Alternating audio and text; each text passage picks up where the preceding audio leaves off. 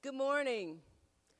I'm Cheryl Lowry, President and CEO of the Joseph and Evelyn Lowry Institute for Justice and Human Rights, located right here on the campus of Clark Atlanta University. Thank you for being here today. The Lowry Institute is a nonprofit organization that's located here in campus, just as I've said, with the mission of training and empowering current and new leaders for the common good. And this morning, I'm excited to present to you some of those incredible leaders today. We're so proud of our scholar activists who've been working year-long to create these incredible projects and programs that they'll tell you about today. They've been working on capstone projects that really are relevant to them and that are moving the needle. I'm proud today you're going to hear presentations from the culmination of work from over 60 students who have served with us this year. From working in our campus pantry, Mimi's Pantry, to recording social justice podcasts, to working directly with middle school students, our change agents are leaders who are willing to sacrifice their time and energy to make positive change in the world. And I am so extremely proud of each of them. And I celebrate all that you do. So give yourselves another hand clap.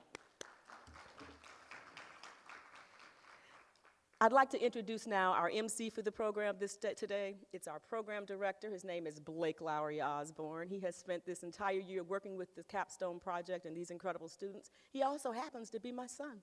So please bring to the stage now and please give a hand clap of praise to Blake. Not praise, but acceptance.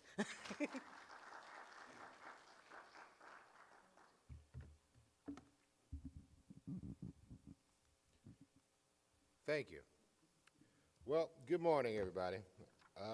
That long-awaited day has arrived. It's my pleasure to be with you this morning, and on behalf of the Lowry Institute staff, I would like to thank our board of directors, our sponsors, and our partners in particular for all your support in helping us to achieve what we do and to achieve our milestones. The Lowry Institute Scholar Activist Capstone Program is truly a unique opportunity. It's a program that allows college students with a passion for social justice to hone their leadership, academic, and research skills in the pursuit of achieving social change. I remember when we began in August, when I conducted interviews with each of you and working with each of you every day on these projects, seeing you grow, seeing you learn, seeing you challenge new questions, seeing you come up with new ideas and really find your passions is why we do this. It's in the spirit of Dr. and Mrs. Lowry, who were giants in their own way, and you're following in their footsteps, and I'm proud of each and every one of you. Our goal, our focus, is to combine research with activation, to give leaders like yourselves the opportunity to grow and expand your knowledge about social justice by investigating complex problems, and then worse, being challenged by me to come up with complex solutions.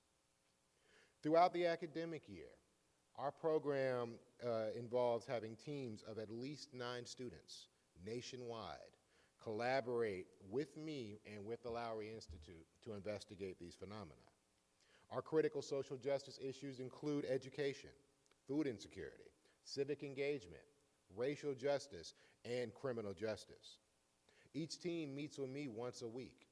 And through our meetings, we expand these topics, we learn more about our areas, and then most importantly, what you didn't know, which was the point of the program, was for you to grow with each other and to learn how to work as a team and collaborate in difficult circumstances. Sometimes, whether it's honing out meeting times, whether it's honing out how we can all be together at one place, or how we can all agree, because if most of the country can't agree on what civic engagement actually is, how do I expect 9 students from across the country to do so? But you do. You show the future. You show why this works, and I thank you for that. At the end of each academic year, each capstone generates a report of their findings, which will be available through the Institute and on our website. And they present a summary of their work at our end-of-the-year symposium, which is why we are gathered today. This year, just to let everybody know, we actually had 61 students working with us from 9 different universities around the United States. As Ms. Lowry mentioned, these students serve with us in a variety of ways, as pantry coordinators, as student leaders in our podcast team, as scholar activists working to advance social justice causes, and as social media managers, helping us to promote and to work what we do. And I thank you all for your work. At this time, we're going to begin our program. And I would like for you to see a brief video before we begin, which is going to outline some of the work done at one of our service sites, Mimi's Pantry. And as a reminder for everybody here, at the end of the event today, we're actually going to have a grocery giveaway, which will be staffed by our students. We'll give away groceries to those who are here and for the population, because as Ms. Lowry always says, the work never stops. At the end of the video, the next voices you will hear will be two students from our food insecurity capstone, Daisha Patton and Margaret Harris from Spelman College. I direct your attention to the video.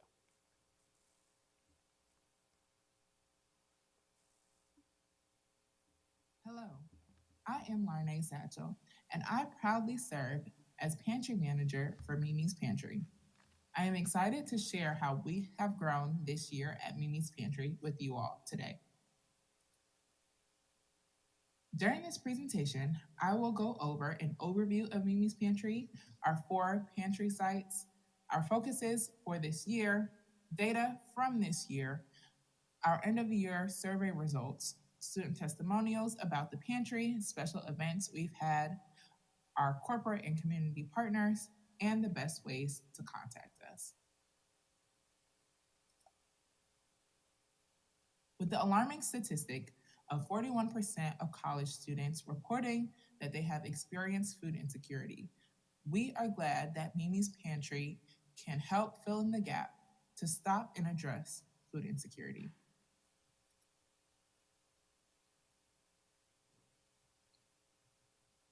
This year, we expanded Mimi's Pantry by adding 2 new satellite pantries at Spelman College and Morris Brown College.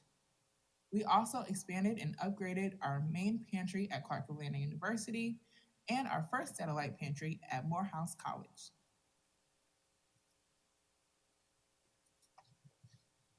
We could not have operated Mimi's Pantry with such efficiency and excellence without our amazing pantry coordinators.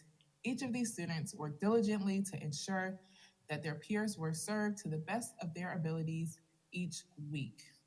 I am so thankful to have worked with each and every one of them. This year, our 4 focuses were to increase access to Mimi's Pantry by adding additional satellite pantries, increasing awareness of Mimi's Pantry through working with student organizations and departments at each institution, improving our social media presence, and sending out weekly communications to our mailing list, expanding our capacity by adding more appliances to each pantry site, and finally, implementing new operational systems to accommodate our growing capacity by creating new database systems, new training workshops, and new feedback evaluation methods. The common theme amongst our focuses was growth, and our data emphasizes that. We increased our satellite pantries by 200%, we increased our appliances by 40%, we increased our special events by 600%, and we increased our pantry staff by 475%. In total, this year, we served 7,276 students and distributed 63,779 pounds of food.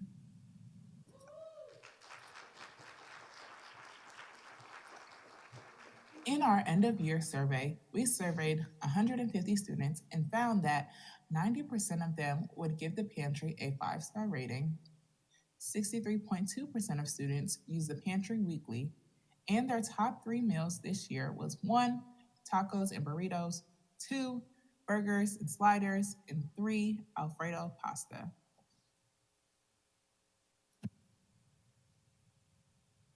Here are 2 student testimonials on how Mimi's Pantry directly is impacting their lives.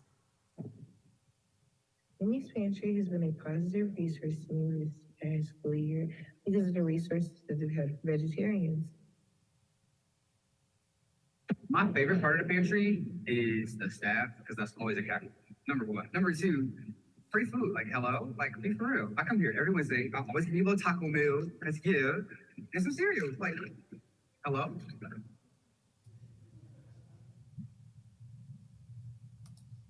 As stated previously, this year we significantly increased our special events.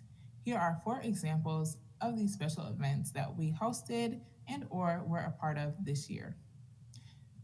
In partnership with Kroger, we hosted our first annual Welcome Back Grocery Giveaway, which served 400 students. The Atlanta Hawks invited us to their HBCU night and partnered with You First, another nonprofit organization, to donate over 1,100 toiletry bags, also known as Love Bags. We partnered with Georgia Stand Up to give away 300 hygiene products, clothing items, and snacks during our joint resource giveaway. And finally, Clark Atlanta University invited us to their Financial Inclusion District Expo, where we provided 100 snack packs to students at the event. We give much appreciation and thanks to our corporate partners, Kroger, the Atlanta Hawks, Mercedes-Benz headquarters, and Publix, as well as our major sponsors, the Coca-Cola Company, Delta, Georgia Pacific, and Georgia Power. The same appreciation and thanks is given to our community partners. Each partner is vital to our continued success. Thank you all for listening to this presentation. Please stay connected with us on social media. If you have any questions, comments, or concerns, please email us. Go Mimi, yeah, yeah, go Mimi Pantry, go Mimi, yeah, yeah, go Mimi Pantry, go Mimi, yeah, yeah, go Mimi Pantry, go Mimi, yeah, yeah, go Mimi Pantry, Go Mimi! yeah, We got Food Weekly. yeah, So if you hungry, yeah, then come and see me. yeah, We got it frozen. yeah, We got it fresh. yeah, We got it canned, whichever you like best. yeah, Tuesday through Thursday. Yeah. You know we open. yeah, 12 to 2, 4 to 5. You are welcome. yeah, Come as you are. yeah, Yeah, we not far. yeah, GSU. right the bar! Yeah, go Mimi Pantry, go Mimi, yeah, yeah, go Mimi Pantry, go Mimi, yeah, yeah, go Mimi Pantry, go Mimi, yeah, yeah, go Mimi Pantry.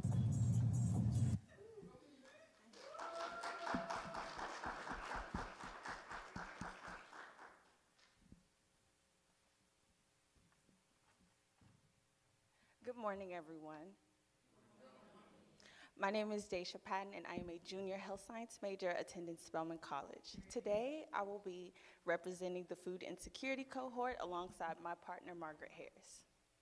This academic year, as we research food insecurity, we not only aim to find the cause, but solutions at micro and macro levels.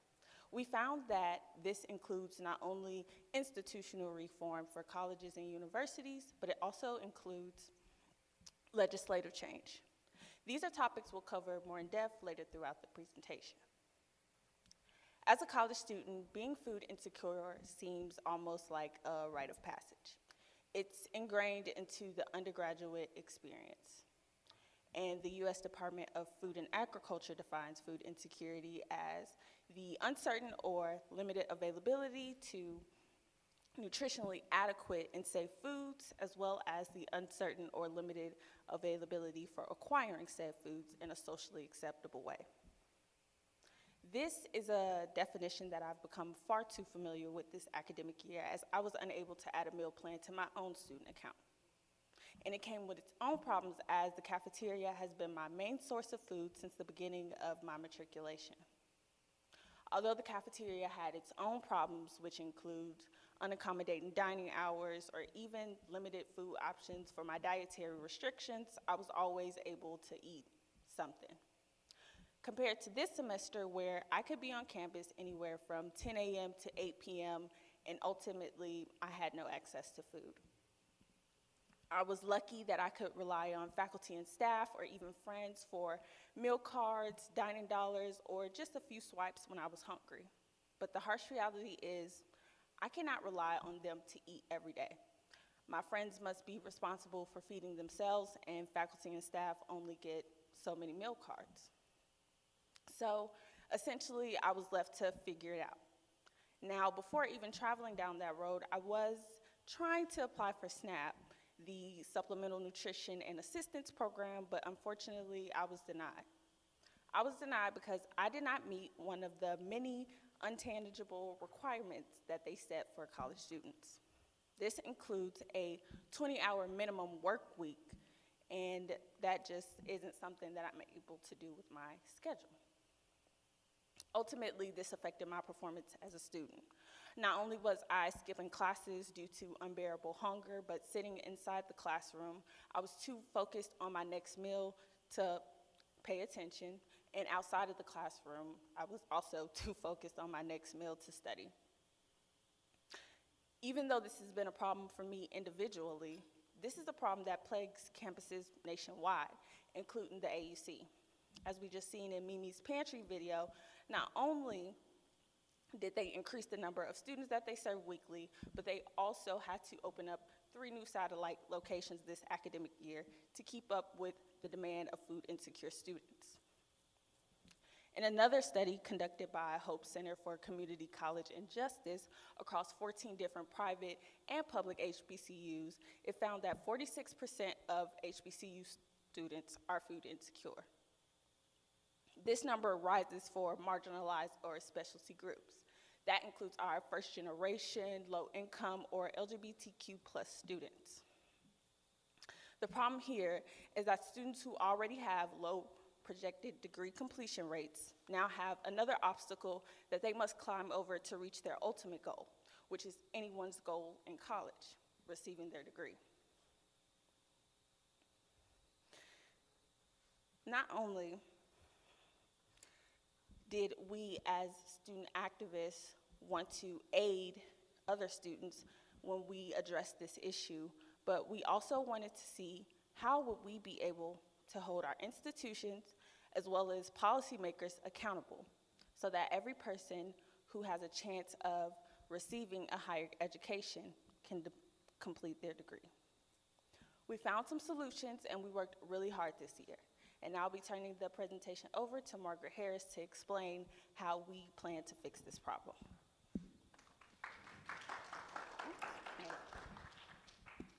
Thank you so much, Daisha, for sharing your story with us. Food insecurity is not as uncommon as one may think, but due to its taboo nature of the topic, the stories of many students often go unheard.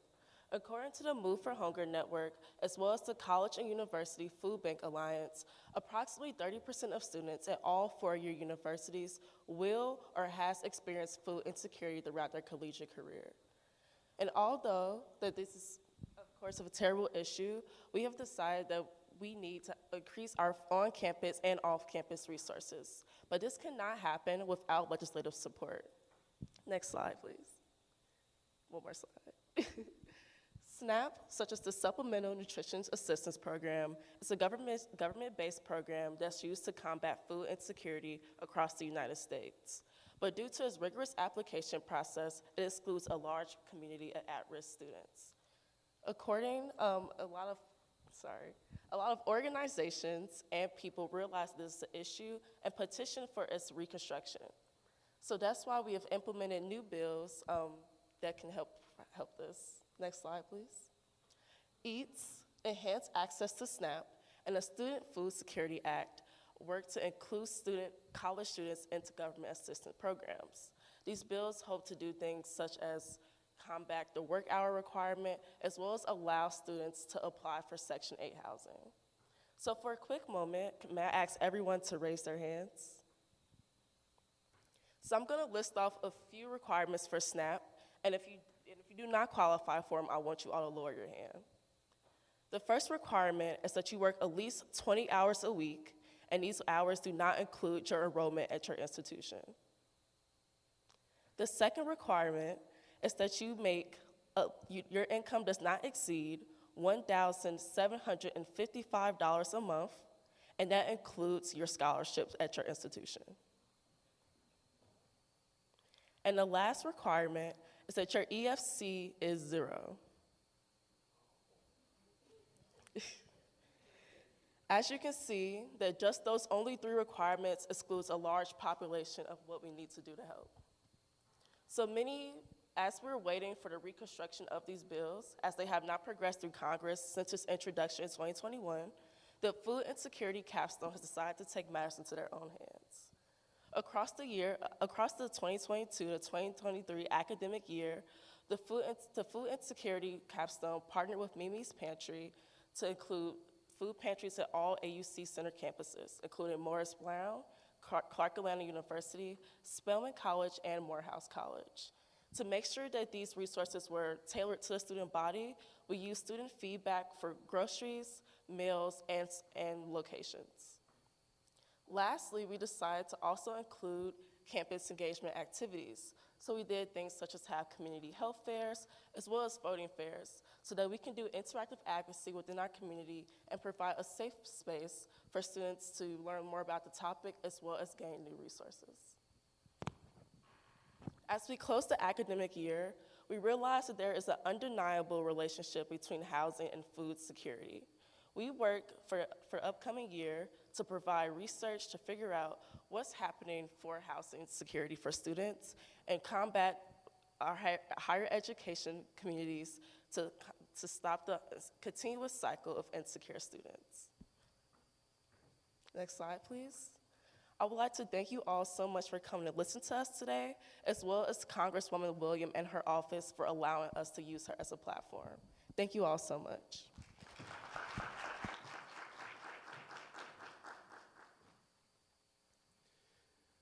Thank you, Margaret. And thank you, Daisha. And thank you to the Food Insecurity Capstone team for the work that you did this year. Really appreciate the efforts, research-wise, that you all put into this issue and looking at this from a macro level and coming up with solutions to look at how we can lobby, how we can engage in legislation. The Food Insecurity team also reached out to several local legislators, including Congresswoman Nikema Williams, and actually had correspondence with her office to generate answers to questions and to try to generate a plan that we will enact next year, as this is the third year we have tackled this issue and we will continue to deal with it in our fourth year. At this point, I would like to bring up our next capstone team. I have the privilege of introducing Alexis White and Tanisha Golding, two students from Spelman College who have been working with us on criminal justice. At the Lowry Institute, we understand that, well, being blunt, criminal justice is an issue. And solving this issue and confronting the stigma that associates with it is something that needs to occur.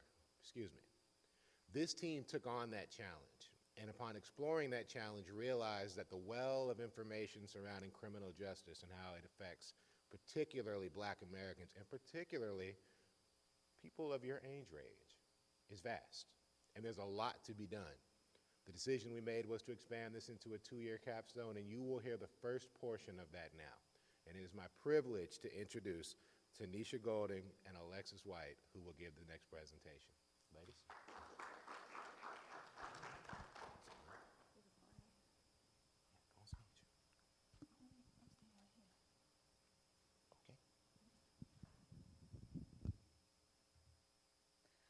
All right, hi everyone. As Blake said, my name is Tanisha Golding. I'm a second-year philosophy major at Spelman College, and I am one of the co-leaders for our criminal justice team. And I am Alexis White. I am a sophomore political science and economics double major, and I am another leader on the criminal justice team.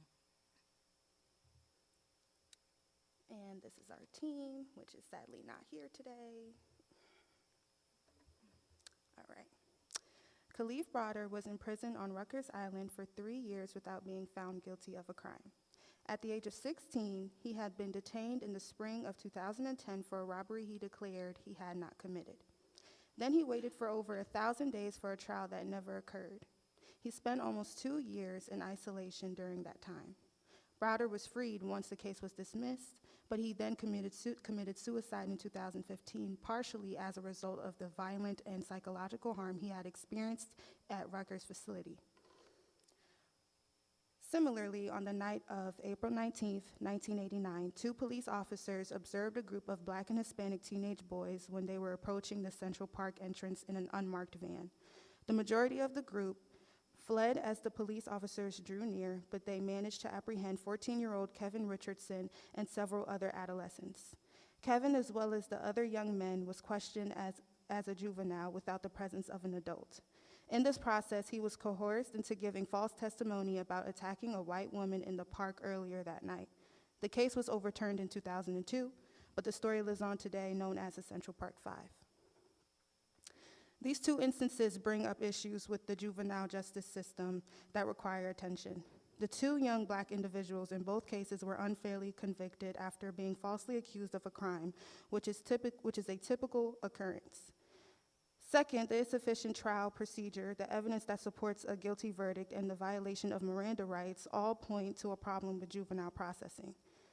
Our project suggests that this system not only has to be reviewed, but it also needs to exonerate those who have not caused harm to our society instead of perpetuating a racial bias in our young communities. The Supreme Court declared in the Roper versus Simmons decision in 2005 that a juvenile who was under the age of 18 when they committed a crime could not be given the death punishment. This overturned the Stanford versus Kentucky decision in 1989, which permitted juveniles at least 16 years of age at the time of their offenses to be sentenced to death. In Graham versus Florida, the Supreme Court declared in 2010 that sentencing a teenager to life in prison without the prospect of parole for a non-homicidal crime is unconstitutional. According to the Miller versus Alabama decision from 2012, mandatory life without parole sentences for offenders under 18 at the time of the offense are unconstitutional. According to the judgment of a court must consider the offender's age before imposing a life without parole sentence. Previous decisions imply that the juvenile system has changed in some way. However, our study suggests that the issue of crime in young Black neighborhoods needs to be revisited in the case of juvenile processing and criminalization. When I think about the justice system, I come to this quote: "The system is made not to liberate and make our people feel better, but to tear them down and to take them away from society." Black juveniles are arrested at a higher and faster rate than compared to their white counterparts. They are also charged more harshly, often being charged as adults for crimes that are normally juvenile offenses, such as theft, assault, and disturbing the peace. Black juveniles are more likely to get involved in crimes at a young age because of their environment, economic status, education, and family life. Living in environments such as marginalized communities can set you back several years just because of the stigmas made against you. Most juveniles do not know that they can expunge their record. Expunging your record is kind of like clearing it off as if it never happened. So when they do background checks for jobs and whatnot, they can't see what you've done. This is important because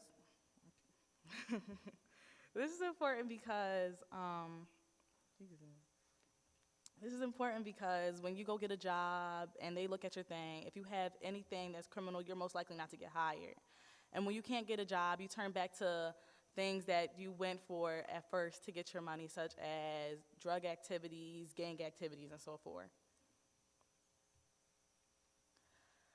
My team and I have came up with a 3-step plan that will help juveniles come back into society. Our 3 main points are education, community, and financial literacy. We believe with these 3 things, they are able to push forward and become well members of society. Education will give them the knowledge to know when they are being falsely charged or not being given the same rights as their white peers. Community, because as a village, we have to all help each other to reinstate and back into society, because we have to accept them and integrate them back into our world. And financial literacy, because at the end of the day, everything is about $1. And if you can't have the access to it, it's most likely because of money.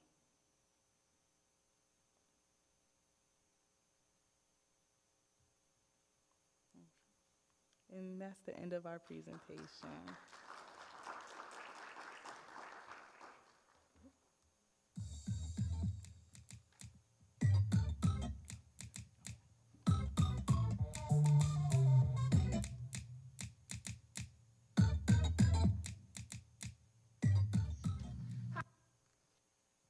Thank you. Thank you. And thank you, Tanisha and Alexis, and thank you to the entire Criminal Justice Capstone for the work you have done. As I mentioned, the work that this capstone began with started with looking at the criminal justice system as a whole, and quickly they were inundated with way too much knowledge. And they had to narrow their scope, and they focused on juvenile offenders, which I think was a phenomenal decision that they made, and I think it resulted in phenomenal research.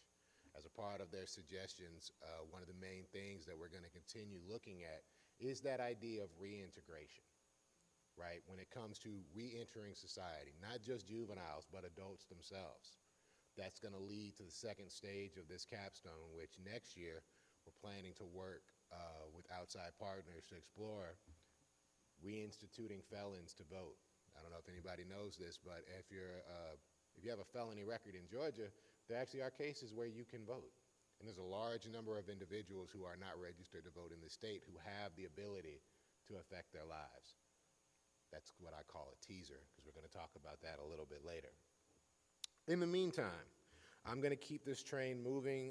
I hope you all are enjoying these presentations as much as I am, because you can see the hard work that has been put into this. At this point, I would like to introduce our Civic Engagement Capstone team. Now, our Civic Engagement Capstone team had a unique challenge this year. Earlier this year in 2022, I hope you all recognize this, but we actually had an election. As a matter of fact, we had two in the state of Georgia, the general election and the runoff election. And our Civic Engagement Capstone took that challenge on, head on. They organized events, they met, they tried to understand how to rally students to the polls, and then, because of my leanings, spent the spring semester working on trying to understand everything they saw. And at this point, they're going to present those findings to you. This team actually has two presentations that they are going to give today because, well, that's just who they are. The first one is going to concern voter suppression and some of the work that they did and some of the things they saw working actively in the AUC. And the second one is going to concern a troubling topic in the realm of the political sphere, which is election misinformation. At this time, I would like to introduce David Valdez, a junior at Morehouse College, and Zaria Sellers, a sophomore at Spelman College, who will make their first presentation. They will be followed immediately by Michelle Herring and Zaria Barron, students from Spelman College, who will give a presentation on misinformation. Civic Engagement team, the floor is yours.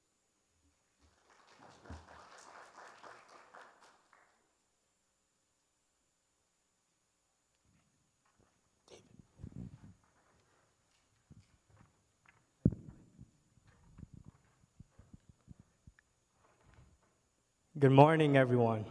Good morning. My name is David Valdez, and I, along Zaria Sellers, will be presenting on Georgia voting laws. I am a junior political science major at Morehouse College, and I am a scholar activist on the civic engagement team with the Joseph and Evelyn Lowry Institute. Next slide, please. Our team consists of 10 members, and during the past semester, we did a plethora of work. We educated ourselves on Georgia voting laws. We registered people to vote. We even drove people to the polls. Next slide, please. So, why are we here today? The United States professes to be the world's example of democracy. However, this is more of a marketing strategy than truth. Anyone who is not a wealthy, property-owning white man was never supposed to have the right to vote in this country. Additionally, since this nation's founding, since our country's founding, we have considered ourselves a democracy. Mind you, at the same exact time, the people who were writing the Constitution also decided But hold on now, but women, black people, anyone who is not a wealthy, property-owning white man will not have a right to vote. Next slide, please. I want everyone to imagine a scenario, and this one hits home not only to me, but to everyone in this room. Imagine you're a college student. You're excited to vote. You have policies that you believe need to be implemented. You care about abortion. Maybe you want to expand healthcare. However, on that same day, you also have to submit a final. So now us as college students, we are being asked to decide between casting a ballot and selecting a candidate. Mind you, this is in the nation that professes and wears democracy as its badge of honor. Next slide, please. So why is this the case? One of the major reasons this is the case is due to the laws that are set in place. One of the most aggressive laws that have been passed is Georgia's Senate Bill 202, or the Election Integrity Act of 2021. Before I talk about what this bill does, I would like to first define what voter suppression is, and then we will talk about how SB 202 contributes to it. Voter suppression is any law that dissuades or rejects any potential voters. So, why did SB 202 pass? SB 202 passed based off unverified assertions. The 45th President of the United States, after losing an election, got on stage using the authority of his presidency and said, "This election has been stolen from me. There has been massive fraud, and you do anything you can to make sure that this election is not taken from me." And then Georgia Governor Brian Kemp followed along and said, "You know what, we'll make sure the election isn't stolen from you." SB 202 was passed under the guise of election security. Mind you, there is no evidence of massive voter fraud as was claimed. What does SB 202 do? SB 202 restricts access to the ballot in a plethora of ways. One, it reduces the number of days that one has to early vote. Now, if you have enough time and money, this may not be an issue that affects you.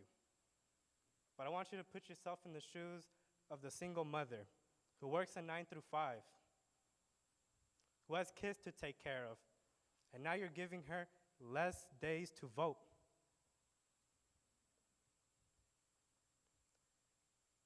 This is not right. Anytime the access to the ballot is restricted, that is voter suppression. What else does SB 202 do? SB 202 also restricts access to absentee ballots. Before SB 202, you had 180 days to request an absentee ballot. Now you have only 11 weeks. This is less than half the time that you once had. Additionally, and this is probably the most ridiculous law that everybody has heard about. Let's say you're in an election line. It's hot, maybe you're hungry, and the lines are long because they're getting longer and polling sites are closing down. You can't even pass out food or water. Now, there's no need to explain why that's a ridiculous law. But when you see a law like this passed, you understand the intentions of the lawmakers. It is to make it as inconvenient as possible for you to vote. Now, next slide, please. A question that Zaria Sellers will answer is, why should this matter to you?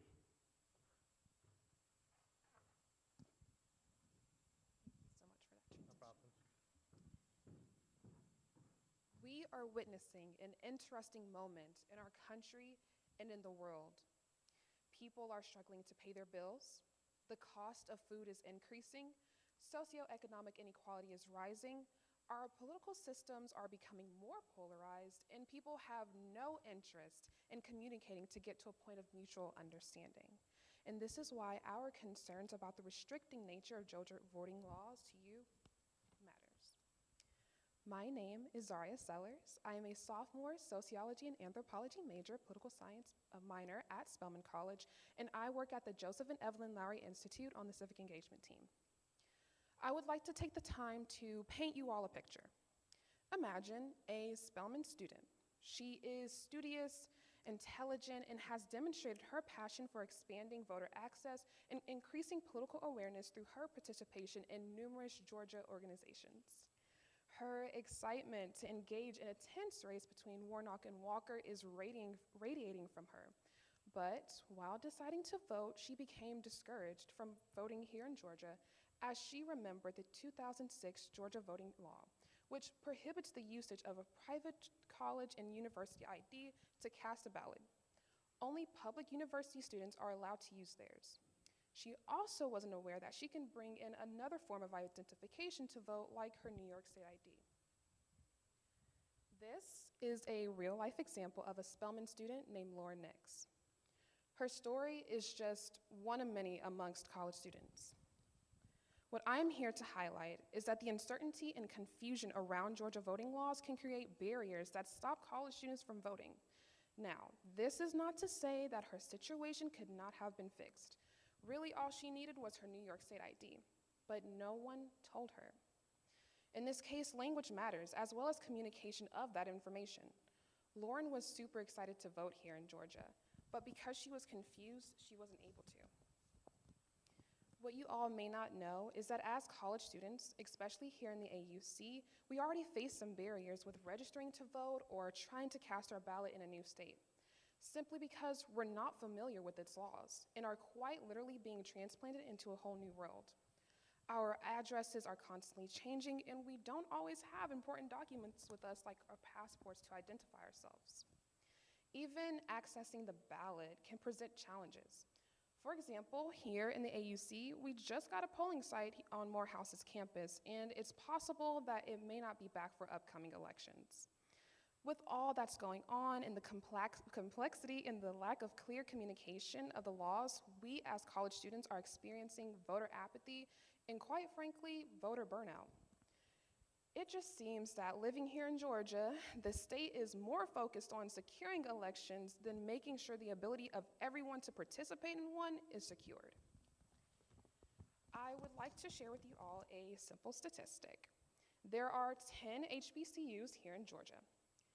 7 of those are private, which means, for example, with a bill of the 2006 Georgia voting ID law, we are a directly targeted group who faces the consequences of these provisions and are left to figure it out ourselves. In many debates and conversations, you will hear some people say voting is a privilege more than it's a right. But it's clearly outlined that it is a right despite race or gender. Students should not feel discouraged from voting if they don't have the proper identification or if they're unaware of Georgia voting laws and are simply having trouble accessing polling locations. College students deserve to exercise their right to vote and have full access to do so.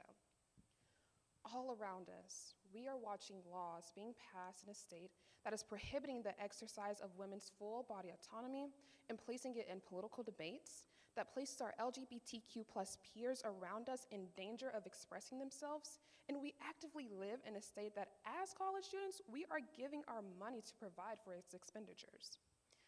We are experiencing the consequences of laws like SB 202 and the 2006 voter ID law, which interactions are causing confusion. But here in the AUC, the civic engagement team felt dealt firsthand with finding a way for students to get to the polls because they were having difficulty getting to them because they were outside of the county, placing it on the schools and orgs to carry the weight when it's up to lawmakers to help.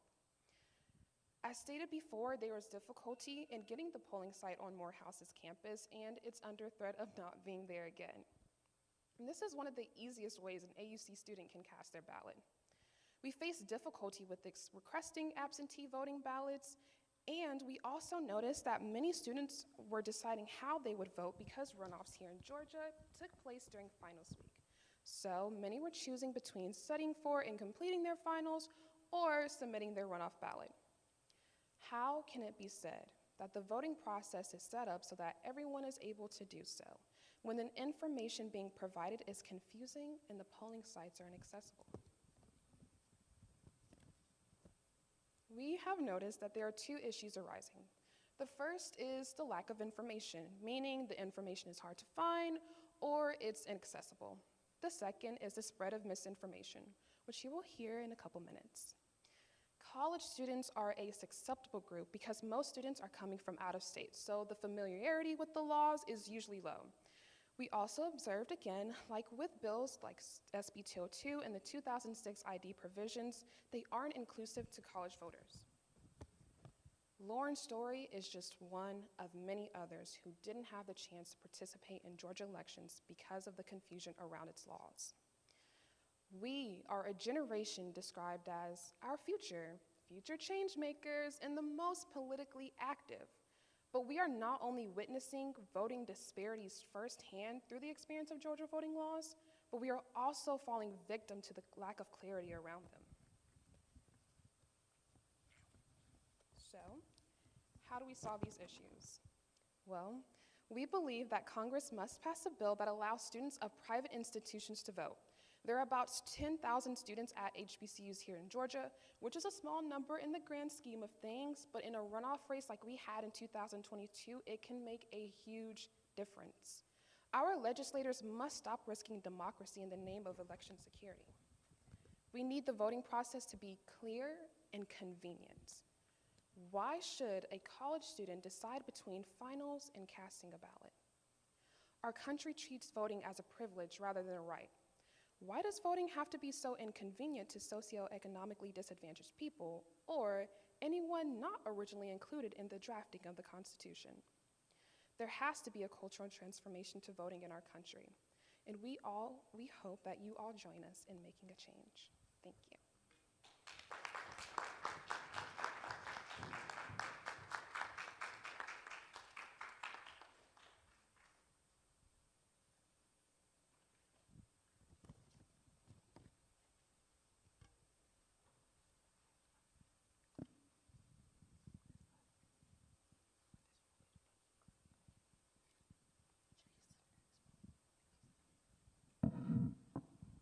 Good afternoon. My name is Zareya Barron, and I am a third-year political science major at Spelman College from Seattle, Washington. I am on the Civic Engagement capstone at the Lowry Institute, and I am working on misinformation.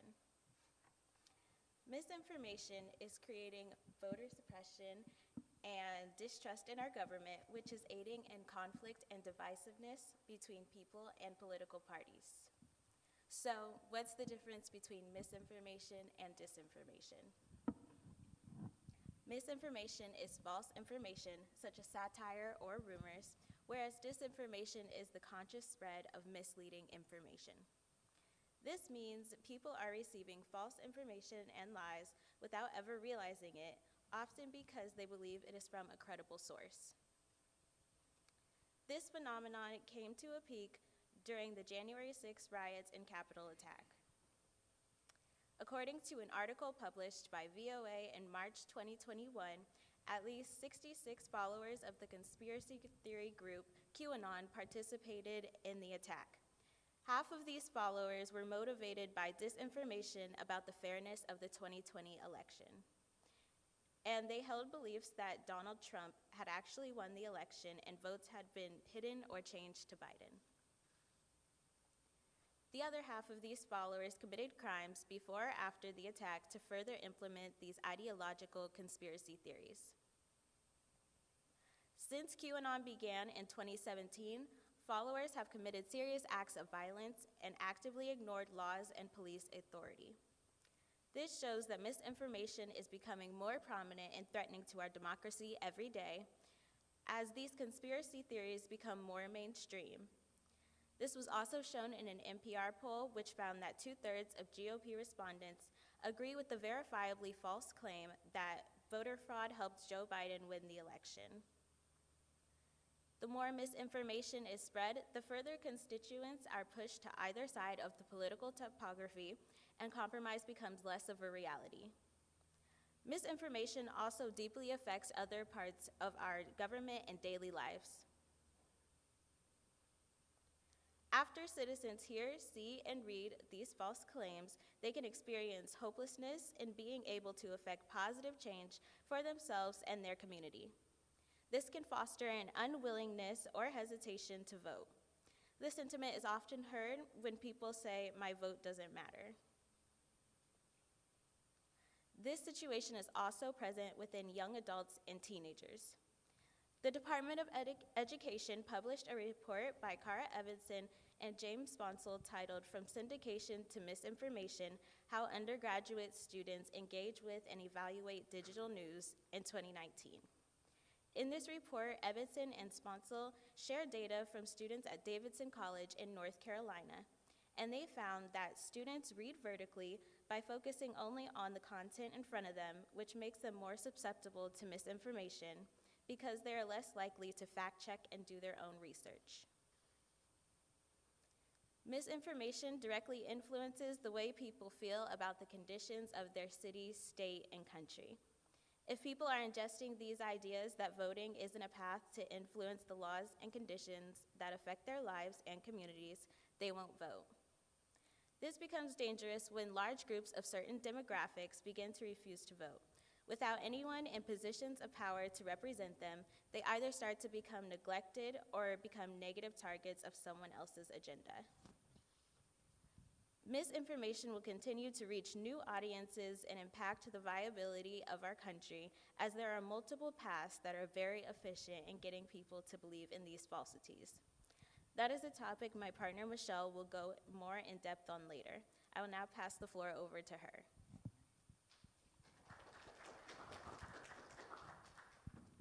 All right, thank you, Zaria.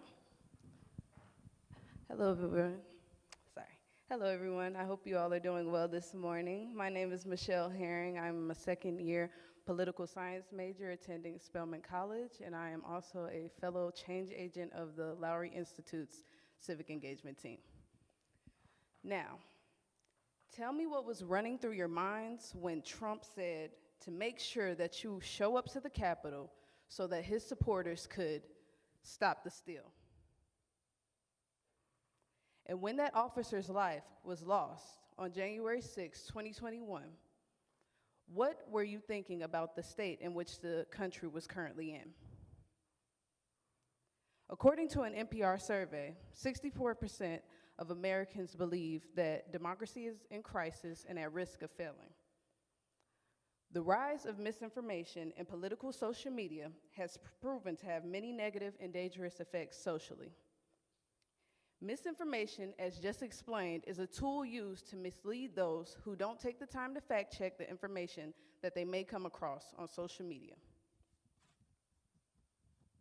Misinformation miscreants, such as former President Donald Trump, who has constantly had the information that he's put out, investigated, and debunked, still retains a massive following.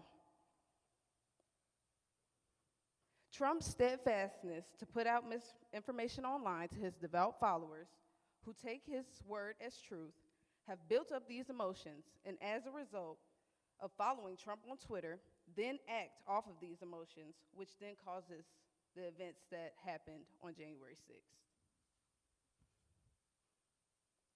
Here is one of the many tweets put out by former President Donald Trump about political-related issues. As you can see, these kinds of tweets are what can cause voter doubt and mistrust in elections. The impact of unsupervised misinformation will be very dangerous, and if not censored appropriately, will have grave effects on future elections and will be very noticeable in the polls. This censorship looks like having vetted, accredited individuals who will fact-check the information that is being put out on social media and listing sources for people to go to receive the correct information that pertains to such posts. Now, I know when people hear the word censorship, it might send you into a panic, but this is a complex issue that will be relevant in the next election, especially pertaining to young voters. What we need to do is we need to make election information more accessible to college students. Things as simple as where they can vote and where they can't vote. This is how we protect future elections and allow our democracy to flourish. We believe that this spread of misinformation is a fundamental threat to the next election. Now, if I can direct everyone's attention to this quick video.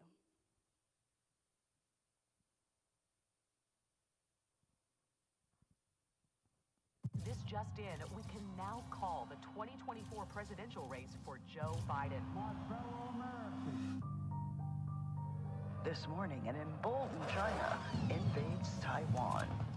Financial markets are in free fall as 500 regional banks have shuttered their doors. Border agents were overrun by a surge of 80,000 illegals yesterday evening. Officials closed the city of San Francisco this morning, citing the escalating crime and fentanyl crisis. Who's in charge here? It feels like the train is coming off the tracks. All right. So on April 24th, the same day that President Biden announced his running in the 2024 presidential election, this ad was put out that would counter his future running. Now that ad that you just saw was completely created by AI. The billionaires who have created this powerful new technology have expressed their growing fear of it from their inability to control it, and as it becomes increasingly more advanced. So, the question that I need everyone to think about is, what else is possible with AI, and how do we stop AI? We don't have these answers right now, but we need to come up with a plan. We need to be prepared to know how to deal with this issue. And next year, the Lowry Institute's civic engagement team will work to develop ways in which we can address these issues. I want to thank you all for listening to our presentation, and I hope you enjoy the rest of the program.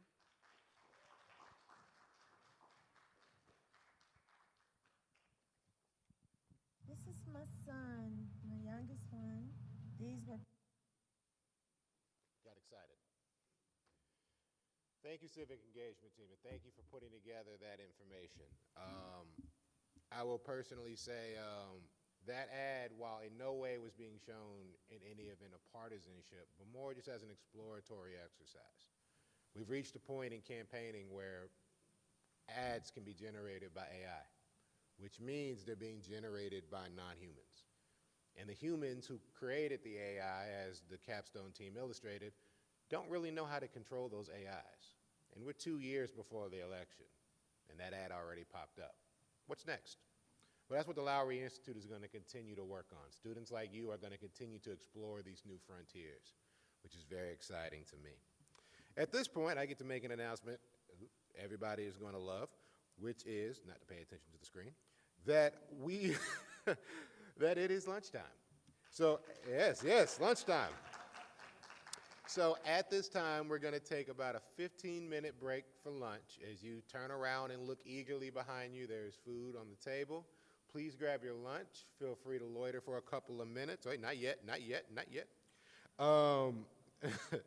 And after lunch, Ms. Lowry will come up and introduce our keynote speaker, and then we will proceed with the rest of our program. Thank you, everybody.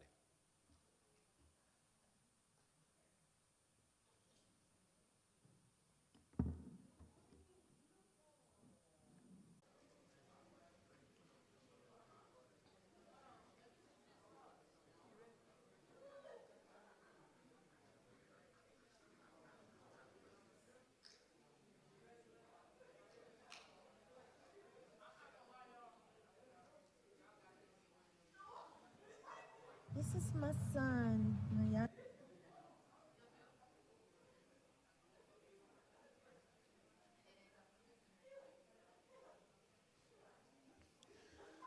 All right. If everybody would find their seats, we're going to resume our program. We have a couple of more capstones, but at this point, I have a brief video, and then we will have our introduction of our keynote speaker. This is my son, my youngest one. These were pictures that were sent to me when I was away. Being incarcerated caused me to lose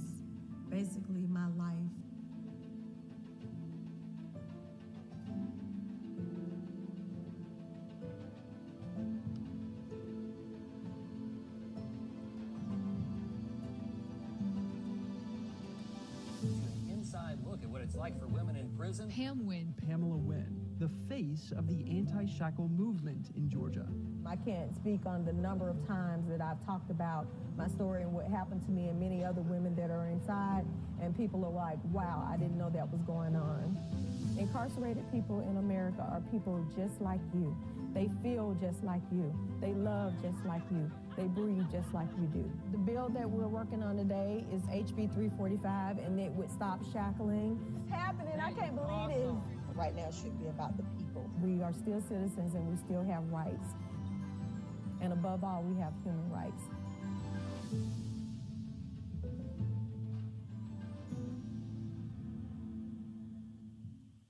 And we'll be looking out for that, won't we?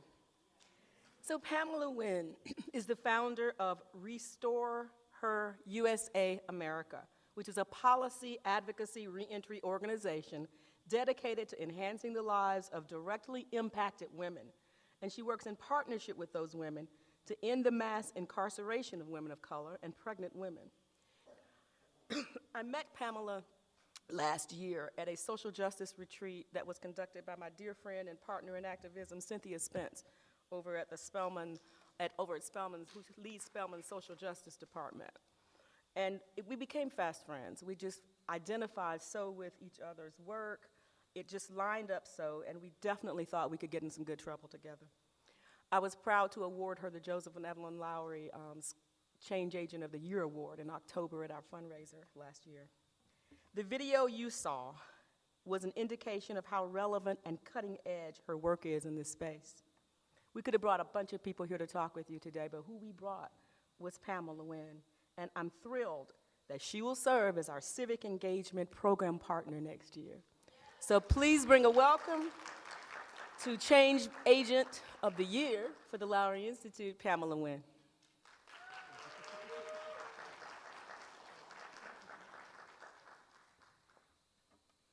Hello, hello, hello. I'm excited to be here today. I have not been in this library, since probably before all of you were born. So I am Pamela Wynn. I am a native Atlantan. I am a Grady baby. I'm from the West Side. I grew up right here on Spelman Lane. I'm all of the things Atlanta. And I am a Spelmanite. So that really makes me excited to be amongst not only, my peers, but family. So this was a no-brainer to be able to come speak to you all today. So as Ms. Lowry told you, I'm definitely appreciative to be partnering with the Lowry Institute, and grew up in a household where her father was a mentor and someone that my grandparents and my parents looked to for direction of what to do and how to do it when navigating through the challenges that they had, trying to establish ourselves as Black Americans, being equal Black Americans in this country that we put together because we built this place. Let's be clear about that. So it's basically ours, which we understand and we know, but it's just disparaging that we have to fight to have a place in the place that we built, and a place that we did not ask to be, but were brought here by force and then forced to build it, and we still don't have a place in it. We're still fighting to have that place here, but that's okay. We're used to fighting, and we're definitely used to winning. So, as I said, I grew up here in Atlanta. My family was what's known as a typical Black Southern family, which meant that my family was uneducated and low income. So growing up on Spelman Lane meant I lived in what was then called John Hope homes, which were the projects. I don't know what they call them now since they've whatever they call themselves doing to them, but yeah, that's what they are. That's what they've always been. And that's where I grew up. So I am a first-generation high school graduate. I grew up with the aspiration to change the generational dynamics of my family. My family was the epitome of what they would like for us to be, suppressed, oppressed, and all of those things. But for me, as a little girl, as early as 5, that never jived with me. That was never my story. I come from a place of abundance, and I was always wanting more. I was never satisfied with being told that this is how it is and that's how things go. And so I always aspired to be beyond where I was. And looking through the fence and seeing the young women at Spelman, I knew that's where I was going to be, where I wanted to be, and I ended up being. And in that, so for me, criminal justice, or the criminal legal system, because it's not justice, it's very unjust, is woven into my life. And I say that because my mother was in and out of prison throughout my childhood. My father was incarcerated. I have 2 sons. My younger son, his father has been incarcerated his full life. Up until 2 weeks ago, he was granted clemency after 30 years. So that's a whole nother chapter for him, a whole nother chapter, because when he left, we didn't even have cell phones. There were only beepers, pagers, and there were still payphones. So yes, the criminal legal system is definitely a part of my life, which was something I also aspired to change in my generational dynamics. And for me, I ended up there myself, which was not part of my plan. And I can say, you hear the phrase that people say, nobody intentionally sets out to go to prison. I know that now to not just be something that we say, but I know it to be true because that was my situation. So I had a 78-month federal prison sentence for white-collar crime. And actually, it was for my business. So being a first-generation high school graduate, college graduate, homeowner, entrepreneur, my career was a registered nurse. I specialized in women's health.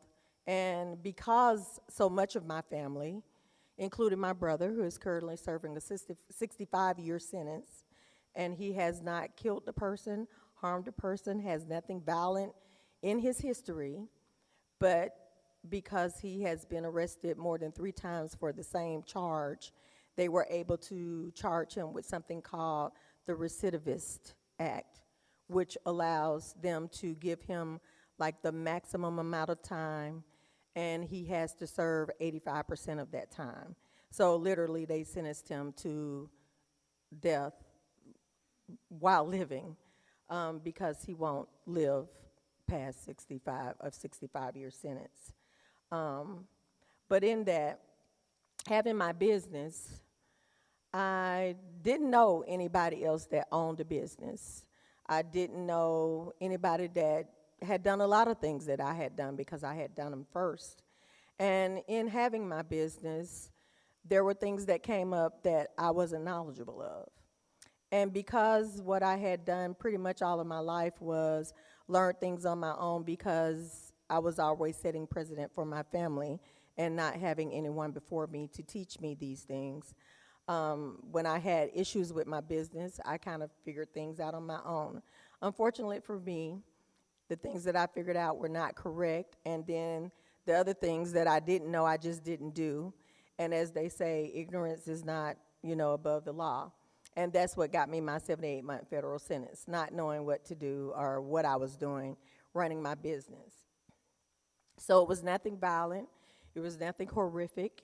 And that's another narrative and stereotype that we get when we think about people that are incarcerated. Oh, they must have done something horribly wrong if they're incarcerated. That's not true. Over 80% of the women that are incarcerated for nonviolent crimes. They have been criminalized for being poor, They have been criminalized for defending themselves because they have been in abusive relationships or because they were just strictly trying to take care of their families. In my case with my mother, she was in and out of prison because she was not educated and she had a juvenile record, and for that, it made it her unable to get a job. And so she stole to take care of us. And so that was why she was in and out of prison. And so when I talk about the criminal legal system, which is how I refer to it, there are so many things wrong with it from beginning to end. Well, we can start with the fact that it's based off of and parallel to slavery. We can start with, it begins in our communities with policing, and knowing that police originated as they were originally slave catchers that evolved into the term police. And they still do their jobs prevalently as they did back then.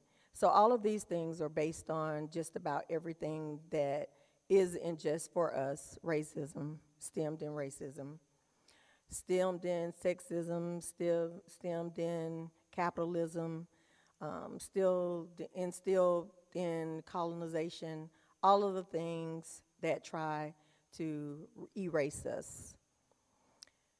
The criminal legal system is just basically another form of genocide for black and brown people, to be honest about it. And as I say, there are so many different facets to it that have to be addressed. The work is never ending. So if we start in the community, we have to start with the police policing us. And we have this cop city that they're trying to build here now, as if we need more policing. And then we have Wright Street Jail, the county jail, where a man has died with millions of bed bugs all over him, but we feel the need for a new jail. It's kind of frustrating when I think about the things. So just starting in our communities. Then beyond the communities, we have prosecutors, we have judges that are granted immunity, which means to me that when they make decisions about people's lives, and we're talking about people's lives, they make these decisions without a whim of thought, without any discretion, unless they choose to have some, because it doesn't matter to them what they decide, because there's no accountability for them for those decisions. That's something that should not be.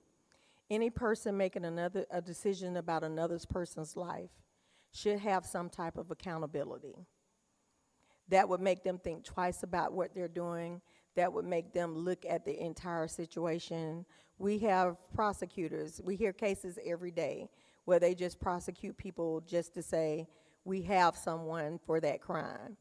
Or because they're trying to build their career up and they want to have a certain number of wins on their totem pole to say that they're the best prosecutor. Again, we're talking about people's lives, and we need to take those things more seriously. Same with judges.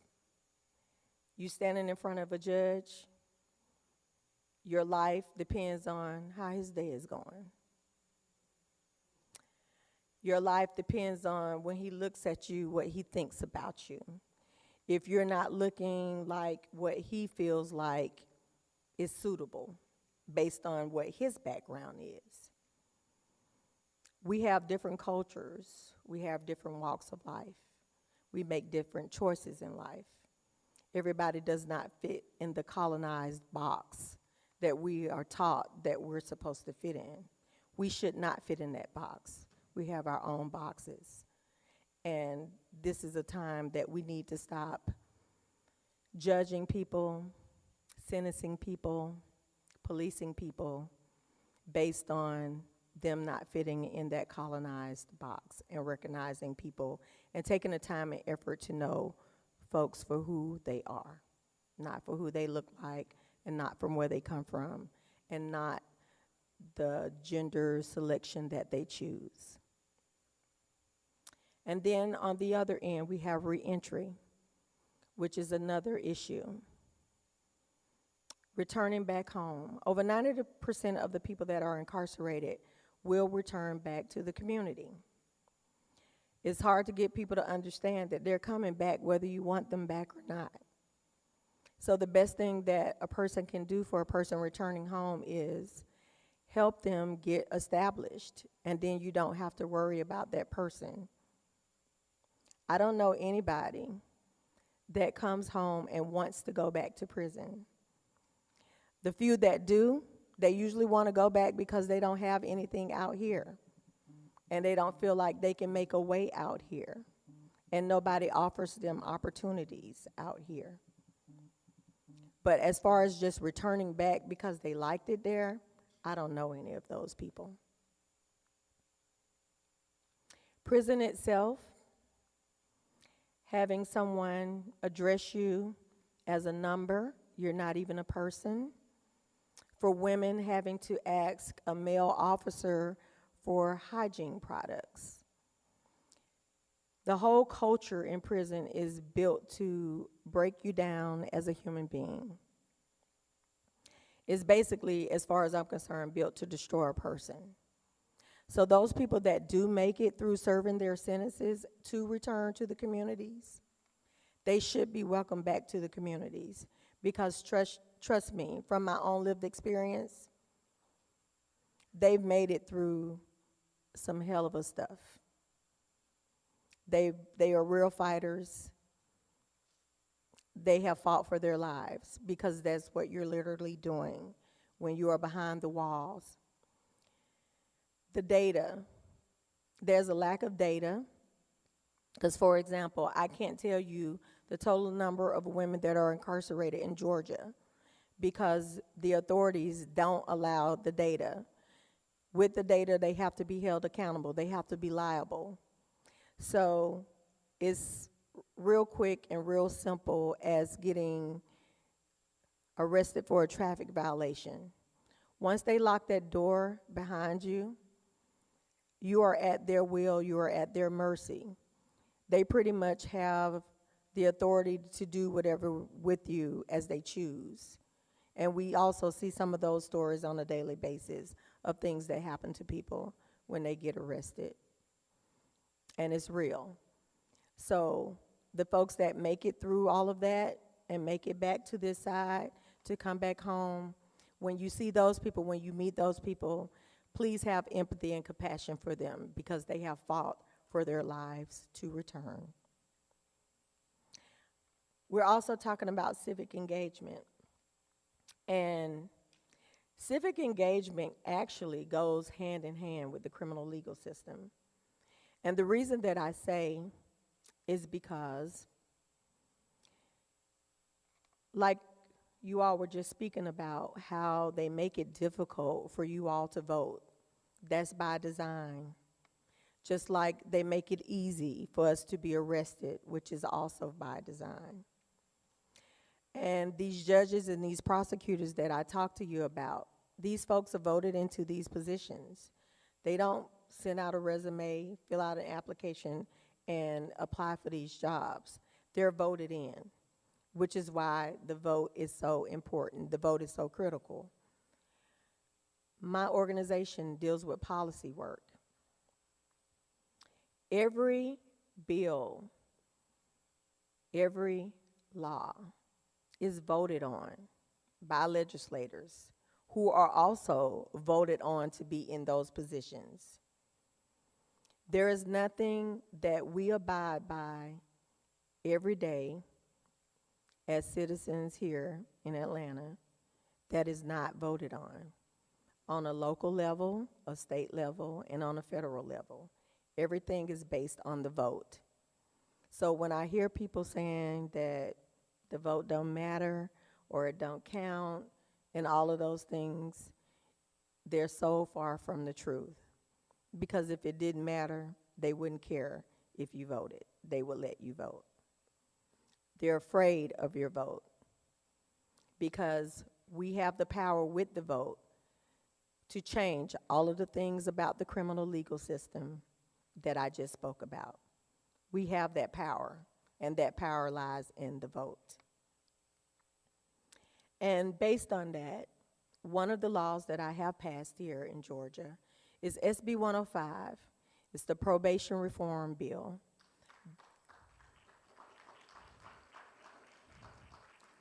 This bill allows Georgians to be able to get off probation in 3 years. The only eligibility for this requirement is that they don't have any new violations, and if they have restitution, the restitution is paid. And like you were just speaking about misinformation and disinformation, that's very critical right now with implementing SB 105.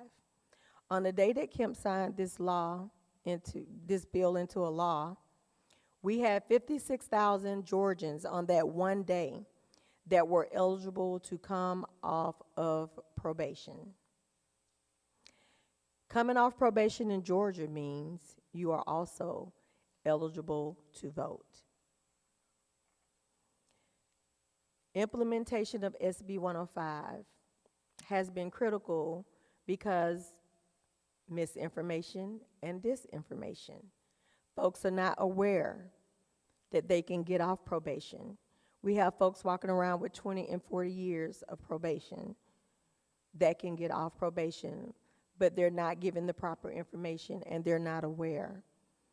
So last year, it was important to me to create a new initiative called IMPACT, which is informing marginalized people's power and cultivating transformation, to be able to educate my people and let them know what their rights are and the power that they have so that they understand this. Not only are they eligible to get off probation and be able to vote, the total number of formerly incarcerated people we have here in Georgia that are eligible to vote is over 100,000. They're not even registered. And when you think about those numbers, we turned Georgia blue with 12,000 votes. If we could only get a quarter of these formerly incarcerated people to register and vote, we could really have an impact and control what Georgia looks like.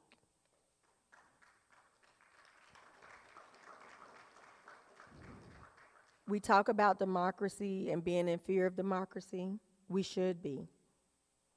But the way to get a hold of that is we must get engaged and start using our power through our vote. I always say there's a misconception around mass incarceration, and the misconception is there are more of us than there are of them. And they didn't count on that. When they were busy strategizing to make sure they locked all of us up, they didn't look far enough ahead in the future to recognize that this day would come where there would be more. In the United States, there are over 800 million people that are affected by the criminal legal system. And if we all came together collectively and use our collective power, a lot of the things that we're concerned about and we're worried about and the things that they put in law in place to harm us, they couldn't do anything with us. And so I have taken it upon myself as my mission to educate my people and let them know the power that we have. Their power in numbers, they can't deny the numbers. And right now, while we're still able, because their plan is, as you see with each new law that they pass, they keep taking from us, taking from us, taking from us. The goal is to continue to take from us until we are back in those times of my grandmothers and my great-grandmothers where they didn't have a voice because they weren't able to vote. We can't let that happen. We cannot let that happen. Those of us that are fortunate enough, you all emerging leaders, that are understanding what's going on, we have an obligation to our people to make sure that they're educated and they understand who they are and what they are capable of doing. It's not an easy It's not an easy task.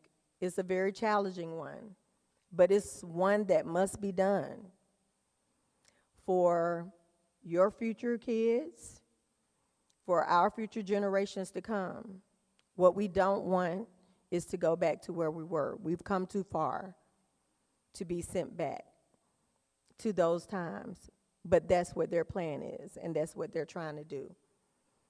So this is important work that we're doing. I'm grateful for the capstones, and I'm thankful to you all for taking the lead, you know, to step up and to want to learn and to get out there and do this work of waking up our people, because that's basically what we're going to be doing. And I'm definitely happy to be able to stand along beside you all and work with you all to lead this charge to get our folks educated, mobilized, registered, and engaged, and utilizing our power, taking back the power of the people and uplifting our people. And thank you for having me today.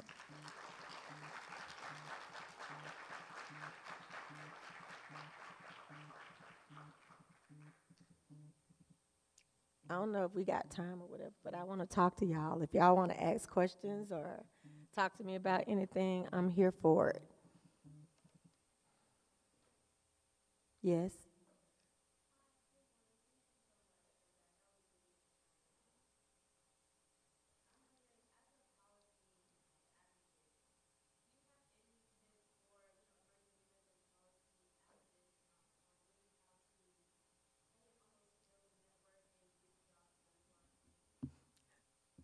The biggest and most important thing I'm going to tell you about policy work is that be open and understand that you're going to have to work with people that you do not agree with. Nothing. You don't agree with anything about them. But you're going to have to work with them in order to accomplish the goal that you want. And I say that because Georgia is a red state, which means Republicans run this state.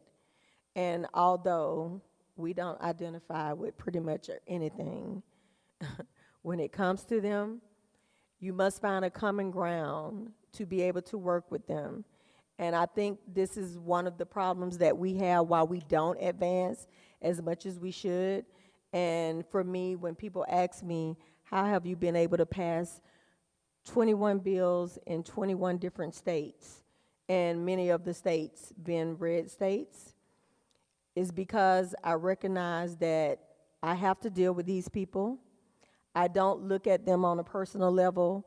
I tell myself I don't go home with them. I don't want to know them as a person. I don't care about them as a person. But what I do care about are my people and the women that I advocate for and getting what I need for them. So if that means sitting at a table with them for a few hours out of my day to get that done, I can stomach that for that amount of time.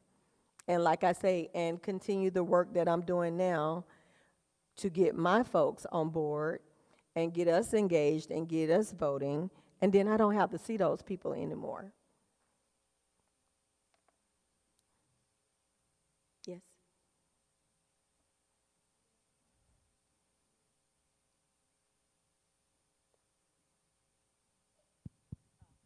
Hi. Hi. I'm Alexis White. I'm a political science and economics double major at Spelman College.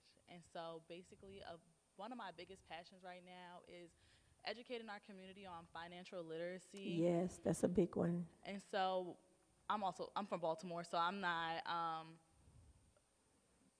a stranger to being around hard situations. So I have a lot of friends who have put themselves into bad places with the law and whatnot. So how do you feel educating our community on financial literacy, because that's what necessary is the problem? How do you think we should go about that to keep them away from the system that's set against us? Financial literacy is key. Financial literacy is key in that most of us are criminalized for being poor, for trying to make a living and take care of our families. They criminalize that. Whereas on the other hand, they are groomed into financial literacy. Financial literacy is something that we need to, first of all, we need to learn it. Like we're told, oh, you need a 700 credit score, but then nobody can tell you why you need that, how to get that, and what's determined to get it. We're not educated on insurance, which is another big key financial piece that we should have in place. We're not educated on trust and wills, which is another big area. We don't want to talk about death until it happens, and then it's a GoFundMe page. But these are things that should be set up from day one, from the beginning of life, not toward the end. Because these are the things that set folks up, other folks that I'm speaking of, the colonizers, that have set them up to be in the positions that they're in. When their babies are born, they automatically get a life insurance, a whole life insurance policy, not a term life insurance policy. And by the time these folks are 18 years old, that policy has matured. So when you see them like get a brand new car for graduation, or their whole college education is already paid for, or they get a brand new house, it's coming from this policy. And this is money that does not have to be paid back. It's not a loan. It's just maturization of their policy. These are things that we don't know that could put us, and getting that policy as a child is pennies on the dollar versus waiting until you are 20, 30, 40, and now they're telling you, oh, that's going to be $200 a month, some kind of number like that that you can't afford for this same policy. So yes, financial literacy is definitely a key, because if we were more sound financially, a lot of the things that we go through and a lot of the things that we experience, and a lot of people in the criminal legal system would not be there. So I think it is key. How do we start doing it? Well, I feel like it should be taught in schools, one.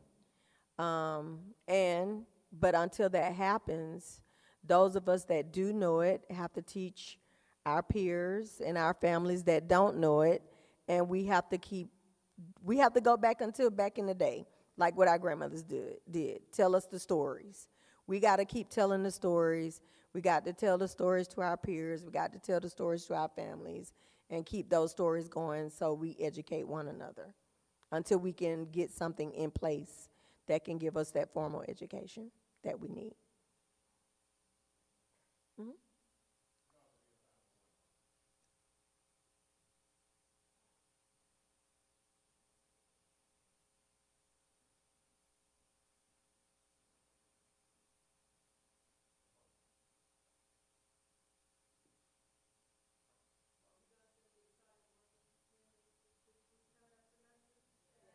Yes, I'm excited to work with you all too.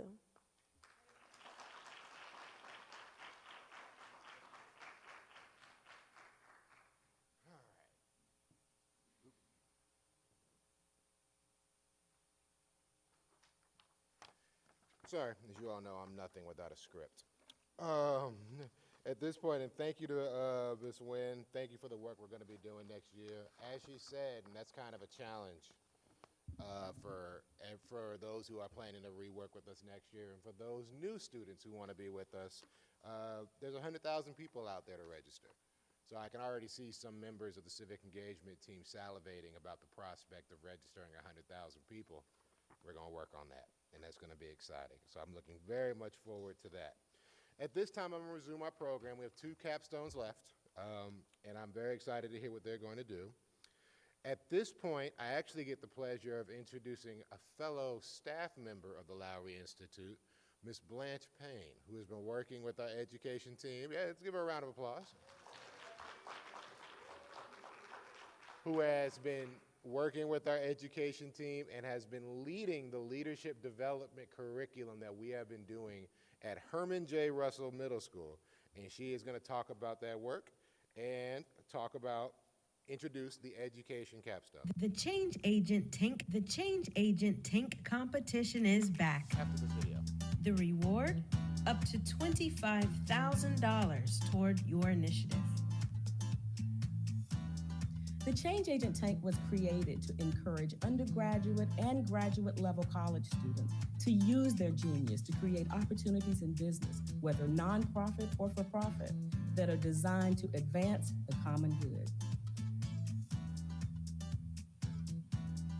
I got to warn everybody, I just may be a little sharky. How are you going to sustain this project beyond this budget? What's most important that you'll do with that $10,000 prize money if you win it? How are you evaluating success? What is your measure? These thought leaders are the innovators, creators, and problem solvers of their generation. Apply today.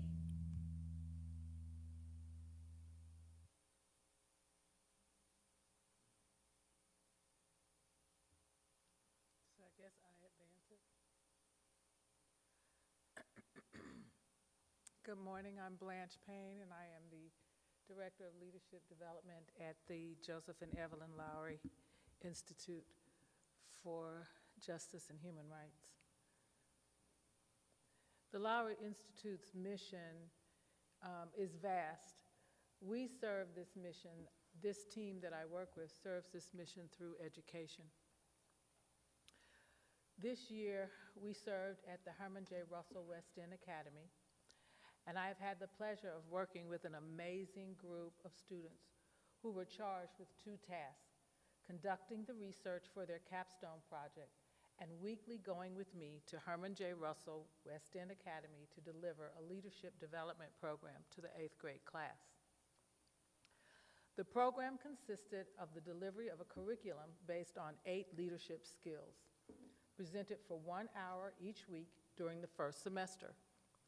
Our goal is to increase the high school graduation rate and post-high school success of these students. We brought in guest presenters, delivered engaging curriculum, and brought them to the Atlanta University Center for a tour and lunch. Our end-of-year assessment showed that 80% of the students could still identify the concepts taught during the first semester, and almost 50% were able to use the concepts taught in their daily lives. When asked what was their greatest skill, most of them chose awareness, which is the ability to look at yourself, think deeply about your emotions and behavior, and consider how they affect and align with the people around you. When asked what area they needed to work on, most of them chose finding your voice, which is to be able to express yourself without fear, which was a surprise to me. You'd have to be there to understand why. During the second semester, students were given the option to choose their area of focus: college and career readiness, public speaking skills and practice, business development with a socially responsible mindset, and service for the greater good. When questioned, only 36% of the students exploring college and career before entering the focus stated they were likely to go to college. At the end, that number grew to 86%. I like college and career because it helped me better figure out what college I wanted to go to and how I can manage myself in college and figure out how to get a job and work a job.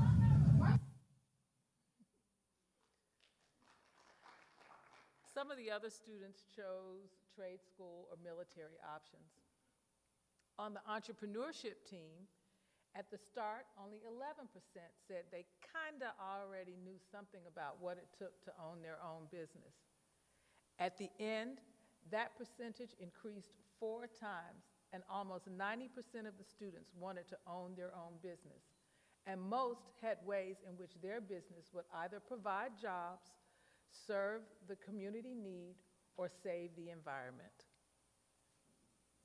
Hi, my name is Vanessa. I'm a 8th grader at Herman J. Russell. My business idea is to be a hairstylist and own a hair salon. My business idea provides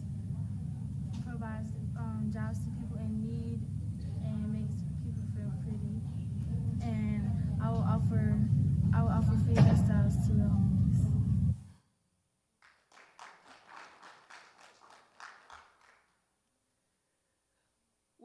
allowed our public speaking students to present a short spoken word piece of their choosing, to deliver it in front of their peers.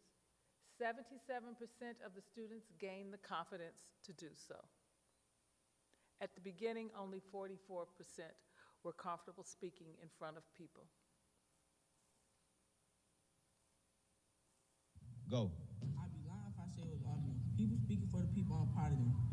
Let us go for them change. It's time to be serious. No time for them games. But they go home at night. That's messed up. No, we needed help. They neglected us. But I wonder who's going to make them respect us. I can see in your eyes that you're fed up. It's bigger than black and white. It's the problem with the whole way of life. You can't change overnight, but we got to start somewhere. You all recognize that one? That's a little baby song.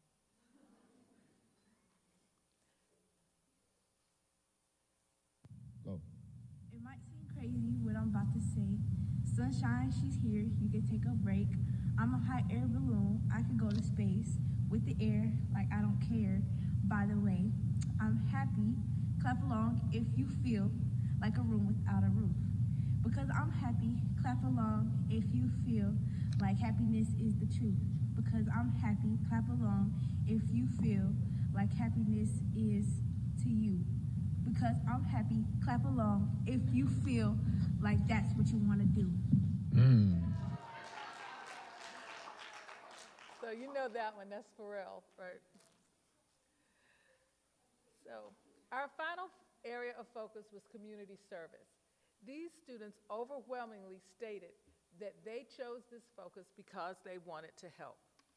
We gave them the task of reimagining, oh Lord, where did my presentation go? We gave them the task of reimagining an area of their school that had fallen in disrepair and needed some improvement. They developed 3D designs of the space using a professional landscape design software. When asked if they would donate their time to perform community service in the future, the majority said they would, but maybe not doing landscape design.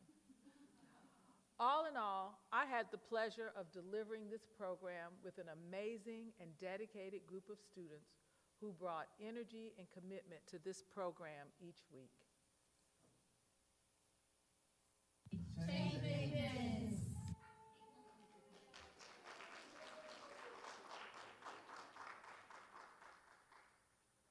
So now I'm going to bring up the Education Capstone team. Patton Drayton and Kristen Rias will be presenting.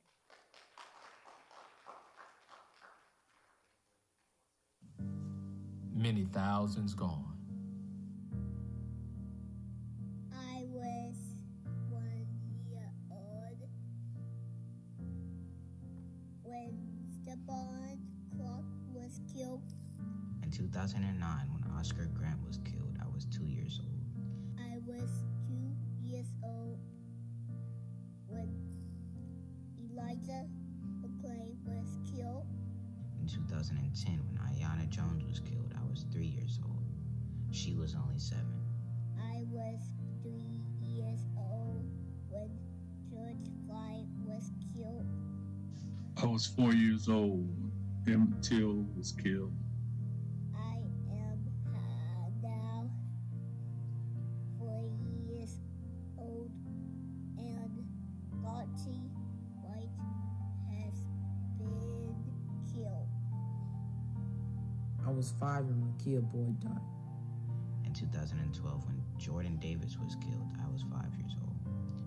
I was 6 when Jamar Clark died. In 2014, when I was 7 years old, Eric Garner, Michael Brown, Tamir Rice, and John Crawford were killed by police. I was 7 when Yvette Smith died. I was 10 years old when Ronald Madison was murdered. In 2017, Jordan Edwards was killed when I was only 10 years old. I was 11 years old when Sean Bell was murdered. I was 11 when Stephen Clark died. I was 12 when Trayvon Martin died. I was 12 when Ronald Green died. I was 12 when Elijah McClain died. I was 13 when Rashad Brooks died. I was 13 when Breonna Taylor died. I was 14 when Michael Brown died. I was 15 when Kendra James and LaTanya Haggerty were murdered. I was 15 when Sandra Bland died. When I was 17 years old, a senior in high school, I recall the rage boiling over in the city streets as people all over our country protested the verdict of Rodney King. I was 17 when Ronald Madison was murdered. I was 17 years old at the time of the South Carolina State Massacre. I was 18 years old when Fred Hampton was killed. I was 20 when Ahmaud Arbery died. I was 21 years old when Philando Castile, Alton Sterling were murdered. I was 23 years old when Stephen Clark and Bolton Jeannie were murdered. I was 23 years old when Ronald Green, Elijah McClain were murdered. When I turned 28, in that year, I recall the death, the murder, the killing of Freddie Gray and Walter Scott. I was 28 when Alton Sterling was murdered. At the age of 29, I'll never forget the death of Sean Bell. I was 33 when Dante Wright was murdered. It's gotta stop. It's gotta stop. May they all rest in peace and power. Many thousands gone.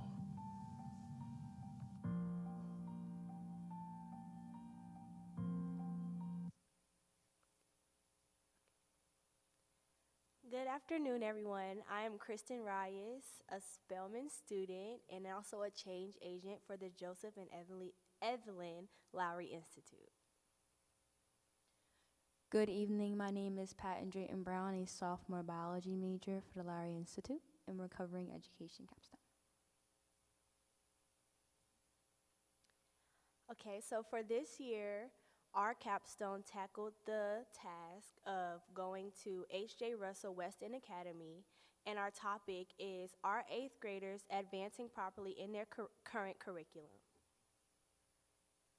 Our subtopic goes as follows: preparing students for college preparedness, acts of community service, public speaking, and entrepreneurship.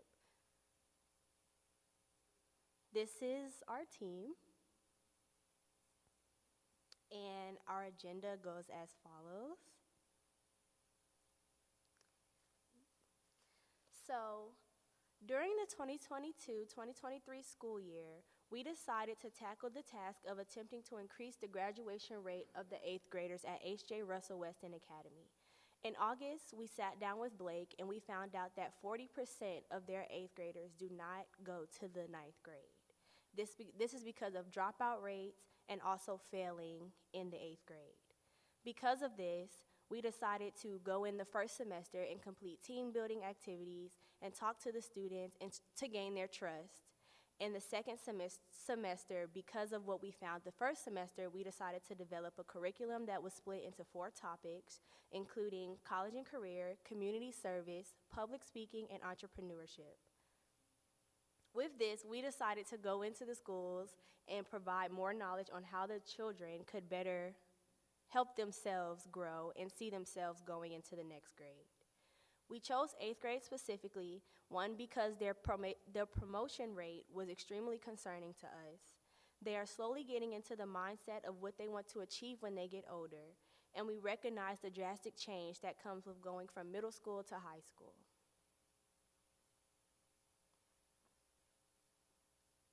The purpose of the college and career team was to provide insight on the academic and non-academic side of college.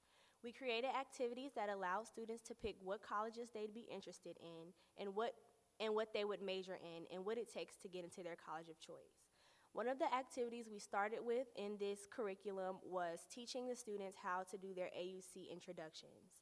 So each student was able to pick a school. Most of them picked HBCUs, and they got to tell us what their name was, what school they attend as if they were already there, and what they would be majoring in. We added fun aspects of college to our curriculum because we felt it was important that the students knew that there was always a reward for the hard work that they put in. Many students reported finally feeling like someone believed in them and that they could finally go to college.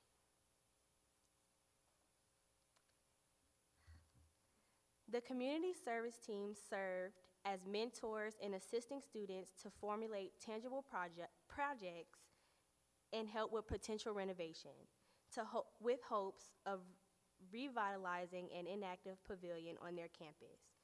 Our change agents assisted them on online platforms where they exceeded proficiency by accumulating their creative ideas to unique ideas amongst each other.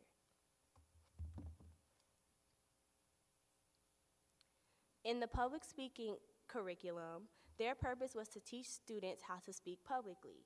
This included building their confidence, and in the first few weeks, they went over simple knowledge skills that includes public speaking so that they are able to get an understanding of what it is they need to do when speaking. The purpose of the entrepreneurship team was to give students that were interested in an introduction into how they could possibly become a business owner. As stated before, most of the students described wanting to have businesses that could help their community, as they have seen the flaws of their community and they wanted to be change agents themselves.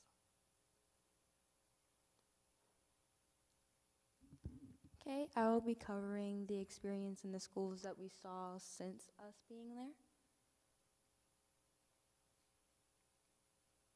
So as you can see above, we have some testimonials from some of our team members, Ryan and Alicia. And as you can see up here, we did have, between the students and us, some highlights that we tried to really take a big chance on was normalizing their tone.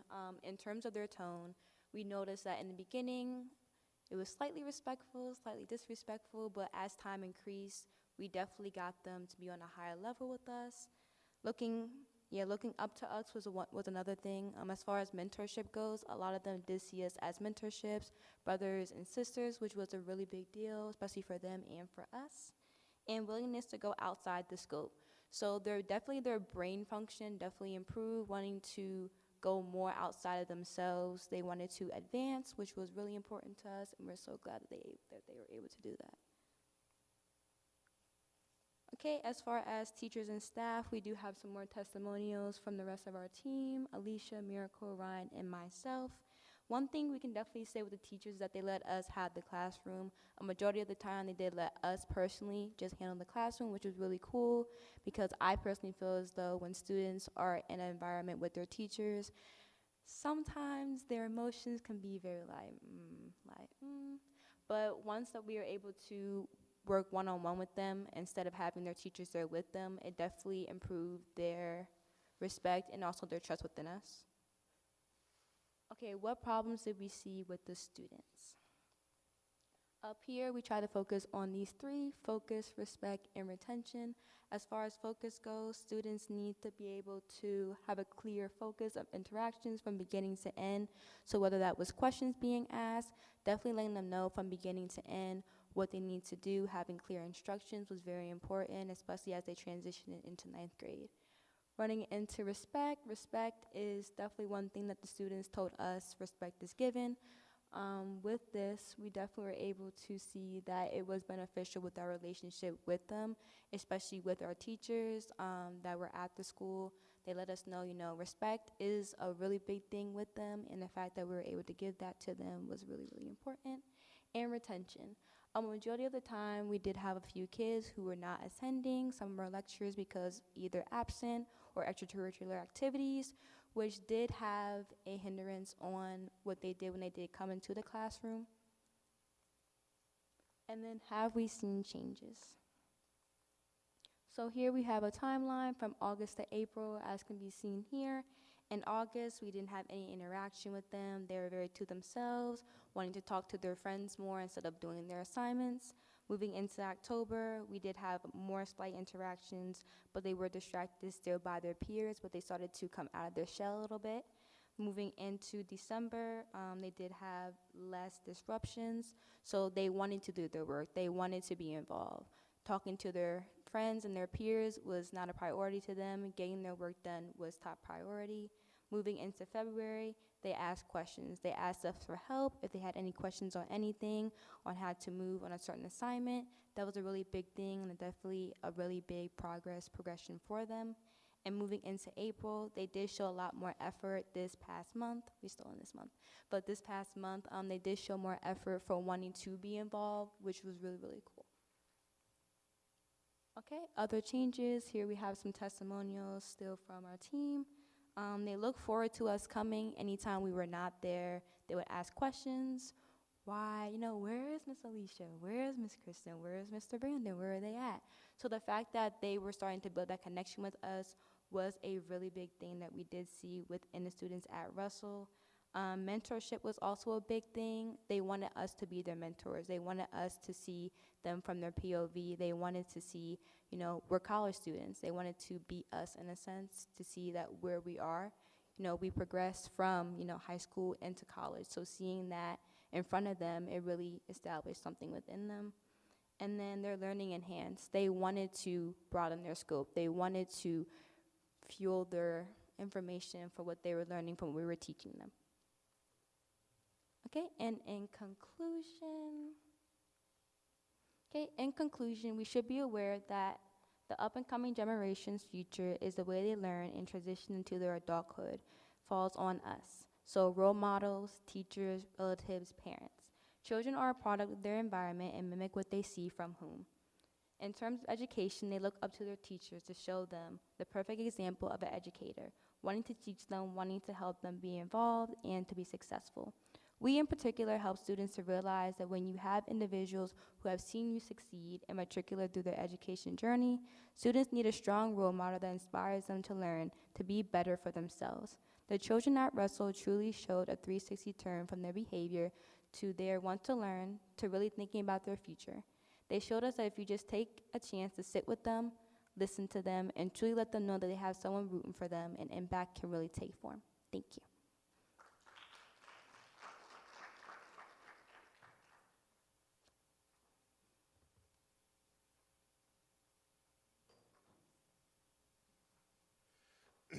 Thank you. Thank you, Patton. Thank you, Kristen. And thank you to the education team. One of the things that Ms. Lowry and I always take pride in is the dedication to service that you students have. And I can say being willing to get up early, being there on time on Wednesdays, that's something that we appreciate, that you went the extra mile to do that. And as you stated in your research and your interactions with the students, it mattered. So I thank you for that, and I thank you for that dedication. At this time, I would like to present our final capstone of the afternoon, our racial justice capstone. Now, this team had some challenges. We started the year investigating racial trauma. We decided at part that we were going to take on the task of looking at Stone Mountain. And then as things happened in the social justice world, issues emerged. And things started emerging surrounding the new training facility that was being built in Atlanta. And this team, under my consultation with me and some consultation with Ms. Lowry, decided we have to talk about this. Students were protesting. It was an issue that was really important to everybody, and we said, okay, if we're going to be a racial justice team, if we're going to be scholars, we need to embrace the immediacy of this. And so this team dedicated themselves to working on that topic, to researching that topic, and they've come before you today to present their research and to talk to you a little bit more about the Atlanta Training Facility, AKA Cop City. At this time, allow me to happily introduce two students from Clark Atlanta University, Danny Harris and Paige Hawkins.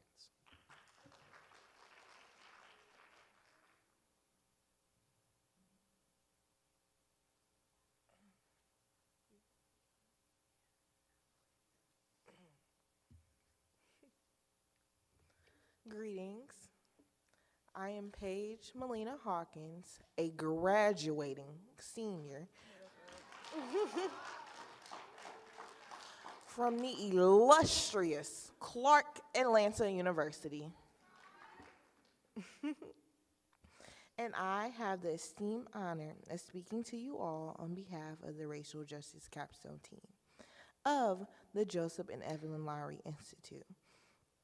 Our capstone team is composed of students from my soon-to-be alma mater, Spelman College, Stillman College, Morgan State University, Delaware State University, and Edward Waters College. We were tasked with identifying what racial justice looks like currently, and honestly, it's an overwhelming conversation because as Black students at historically Black institutions, we came to a consensus that identifying an equitable answer is complex when racial harm continues to prosper in our society and communities.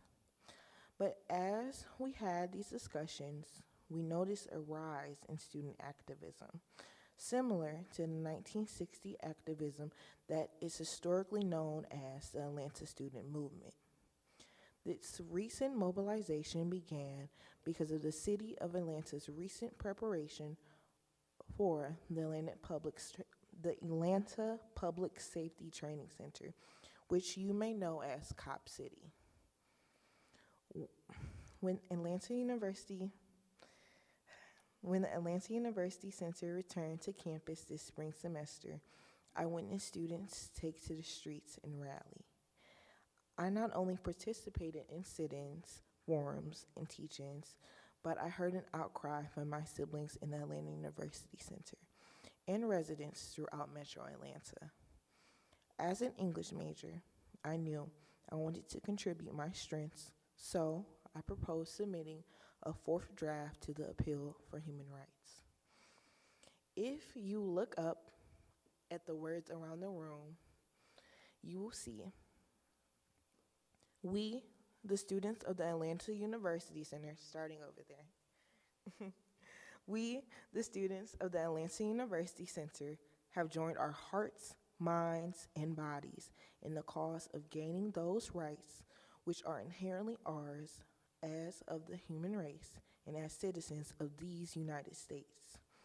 We must say in all candor that we plan to use every legal and nonviolent means at our disposal to secure full citizenship rights as members of this great democracy of ours. The students, they risk their lives, their education, and their livelihoods for the inequalities they face, which they listed as education, jobs, housing, voting, hospitals, movies, concerts, restaurants, and law enforcement. Just a mere 60, and I mean 60 years later, which isn't that long ago, students at the same institutions are still fighting for these rights and liberties. Students are still mobilizing on and off this campus because they are, as stated on the original appeal, driven by past and present events to assert their feelings to the citizens of Atlanta and to the world.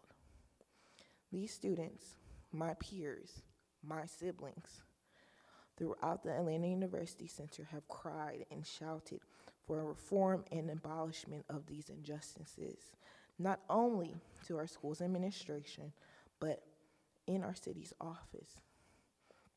Residents and students have called on Mayor Andre Dickens and his cabinet to provide true and coherent information regarding the construction of the Atlanta Public Training Center. But that has yet to be done. I would like to ask you all to think to yourself, what do you know about the training center? Do you know exactly where the South Forest River and creek lie as it relates to the construction of the center? Do you know who the teams are creating, do you know who the teams that consist of creating the modules and the trainings for these police are?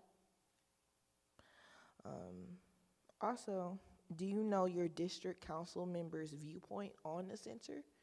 Are they for? Are they against? Well, I don't, and it's scary. I have sat in multiple meetings and discussions from city officials promising this information, and yet nothing. My partner In presenting this presentation today, Danny Harris will now share with you the statistics and information given surrounding the training center.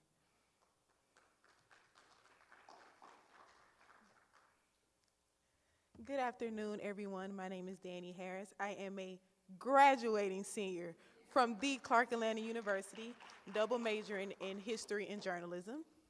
I'm proud to be here with you all today, and I'm going to redirect you to our presentation.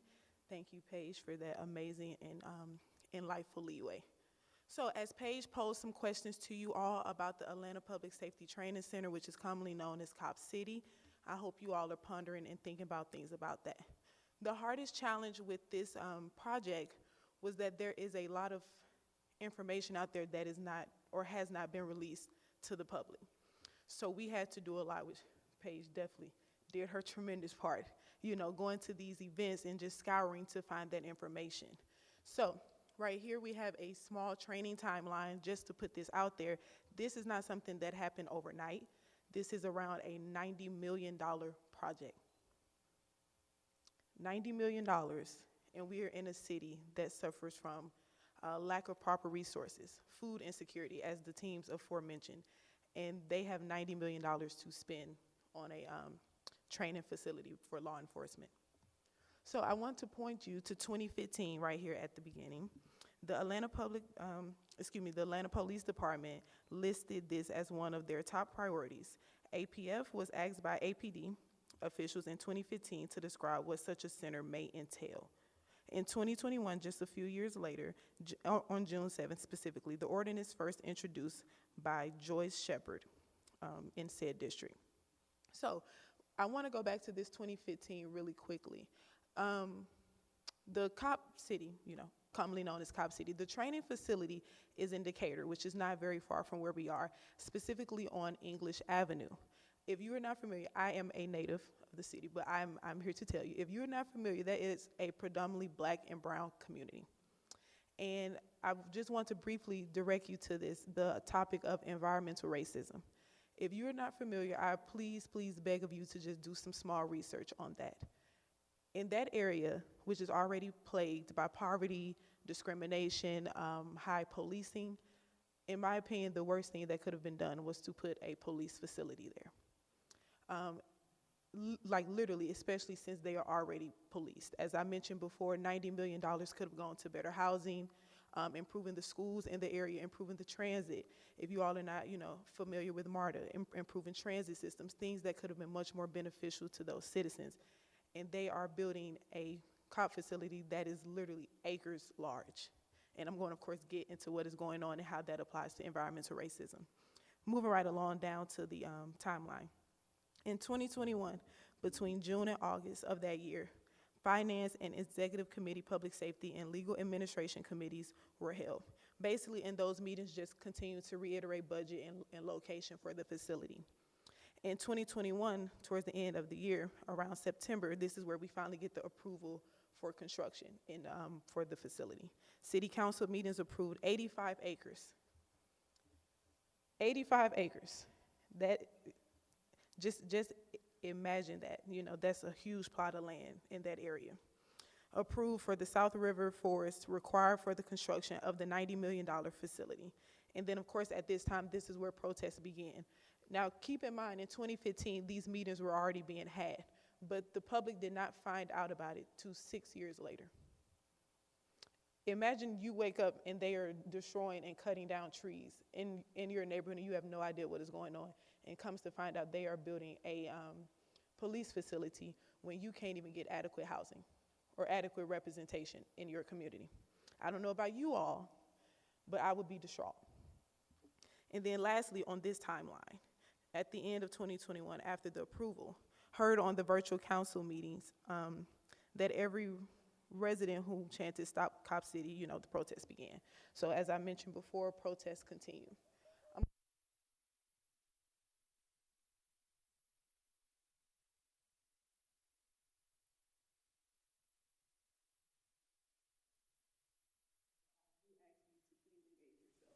As I mentioned before, Paige has sat in quite a few of them. She is very avid with that, and I appreciate her for that as a friend and a capstone member.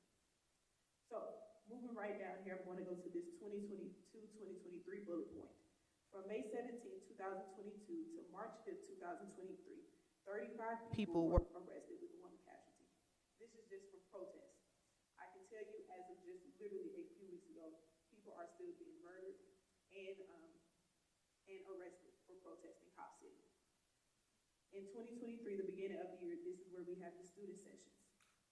They've been held at Morehouse College, Spelman College, Morristown College, and of course, Atlanta University, all throughout the Atlanta University Center. With minimal help from our political office, our local political offices, by the way. And then as recent as January 18, 2023, Maul Turan, excuse me if I pronounced that incorrectly, was killed, and a state trooper was wounded, all during a protest. This is a map right here of the grounds for the construction. As you see there, it's a lot going on, you know, in so many words. Is that there's a lot going on. The Metro Detention Center, which is right there at the bottom, that is like the premier facility or where they would be holding inmates at one point. Of course, this is still in construction. But I just want you to take a look. We already mentioned it's 85 acres. This is in a neighborhood. You know, I already just continue to reiterate, this is happening around people's homes. They're building a facility in areas that are already, as I mentioned, impoverished and are already highly policed. And we know that as students of the AUC, what we have gone through or what we know someone who has gone through. And right here, these are just some pictures of recent protests. And this brings me to my point. Since I've already mentioned Paige and I, what this is about, why this is important, I would like to mention some of our solutions. While right now, since we do not have all of the information, it is purposely being withheld from the public to avoid, one, the public knowing what is going on, and to absolve accountability for what they're doing. Law officials are not being forthcoming. Law enforcement itself is not becoming forthcoming, and students and citizens are left in the dark. If not left in the dark, we are being attacked and persecuted for protesting said issues. So our solutions as the racial justice capstone, we are proposing one, as we are doing now, to continue bringing awareness to the issue, bringing awareness to our fellow students, you all, and then of course, citizens, family members, just going out in the neighborhood trying to do the best that we can with the resources we have and the little information we have. And also just continuing to advocate, continuing to go against what is going on. It's kind of hard to protest something when, of course, information is being withheld, but we know from personal experience what could happen of this. My opinion, the worst thing that can happen is a police training facility in these areas. We are already policed for the most part as a people, already discriminated against, and I just do not feel as if it is safe. But as this team, I know for myself, I'm going to continue this work after I graduate, and we definitely wanted to bring that awareness to you all and to just enlighten you all on what is going on not far at all from here. So I ask of you to please continue to attend meetings, find out more that you can. I know a lot is going on throughout social media. If you go on Twitter, they have Atlanta Cop City and Stop Cop City hashtags that have information. Just stay up to date with everything, and we can all, do what we can. If not, of course, to get them to do away with the facilities, but just to keep people informed and just stay safe as a community and as a people. Thank you.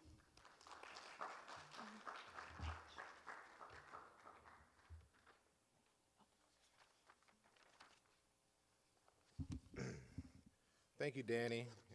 Thank you, Paige, and thank you to our entire racial justice capstone team for their work looking at this issue, examining the creation of it and some of the controversies that have been included. I'm also grateful for their full report, which also includes, we had a conversation that was hosted with Mr. Courtney English, the senior advisor to the mayor, where he talked about the city's approach and what they were trying to do to make that equitable, and also how not just to say stop the creation of the Creating Center, but also how we, what are the reasons for it being created and giving both sides of that perspective. And that information is detailed in their report. But I think it's important as always, to encourage our students to lift their voices and to raise it, because it's a critical issue, and it's not going where. It was one that I can say certainly divided that team on how to proceed and how to go forward on that. But I thank the racial justice team for their work and for allowing both perspectives and Mr. English to come visit with us twice, actually. He had a meeting with a couple of members of our racial justice team where we talked about this. So as the student said, this issue is not going away, and I'm excited to see where our voices go. At this time, I would like to take a deep breath and have everybody, can we give a round of applause for all of our capstone students? This is not easy. Some make it look much easier than I do. As you can see, I'm sweating, but they did a great job, and I want to thank them for their hard work. I am extremely proud of you. You've done the work, and it showed today. At this time, our program is going to conclude. Before everybody runs for the exits, I want to again thank all the scholar activists, all of the change agents, including our pantry coordinators, our podcast coordinators, for all of the hard work they have done. Our social media change agent, Mr. Miner, sitting in the back taking pictures for us today. Thank you, sir, for everything you have done. Allow me to say a personal, heartfelt thank you to the Lowry Institute staff. I have cajoled you, I have yelled at you to make sure that we have gotten through this year, but I want to thank you for everything they have done.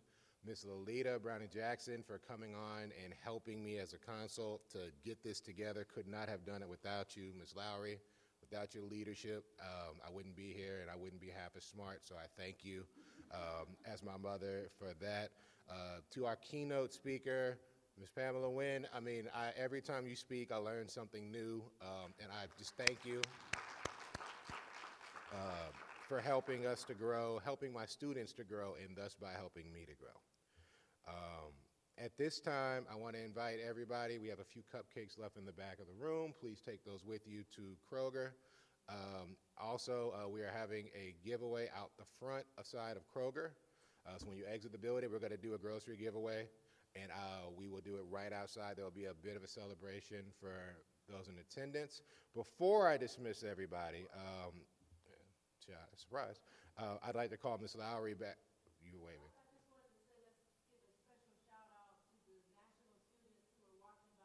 Oh, yes. Yeah, that was embarrassing. For those who are looking at my face right now, yes, it's the same face you see on Zoom. Thank you to those national students, those at Stillman, Edward Waters, University of Missouri, Delaware State, Morgan State, who could not make the trip down here but are watching this live with their families. They did the work too. Their work also showed, and please forgive me for not giving you that personal acknowledgement. At this time, we're going to be moving to the front of the library for our celebration. Thank you, students. I really can't tell you, I saw how hard you've worked. I've seen how hard you've grown. Two more things before I let you go, because I almost forgot one. I get emotional at this one. But for my graduating seniors and my graduate students, some of you I have worked with for several years now. I have seen you grow. I've seen where you are now, and I know you can take on the world. I hope that working with us has taught you something that you can take with you. I hope that you feel prepared. What is it? As we said, Paige, 2 weeks? 2 weeks till graduate, till we walk? 3 weeks? 2.5 weeks. Let's get through finals. Let's walk. Let's give a round of applause for everybody who's graduated. I'm proud of you all. And for those who will remain, our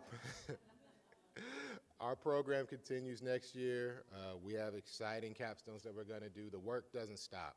And so for everybody in the room, for your friends, for those family members watching nationally, we will be doing our capstone next year. Applications will open this week. I hope you will consider coming back and working with us again next year, helping us to advance this work. You've seen what we can do. Now let's take it to another level. I thank you. I appreciate you. And good luck on finals.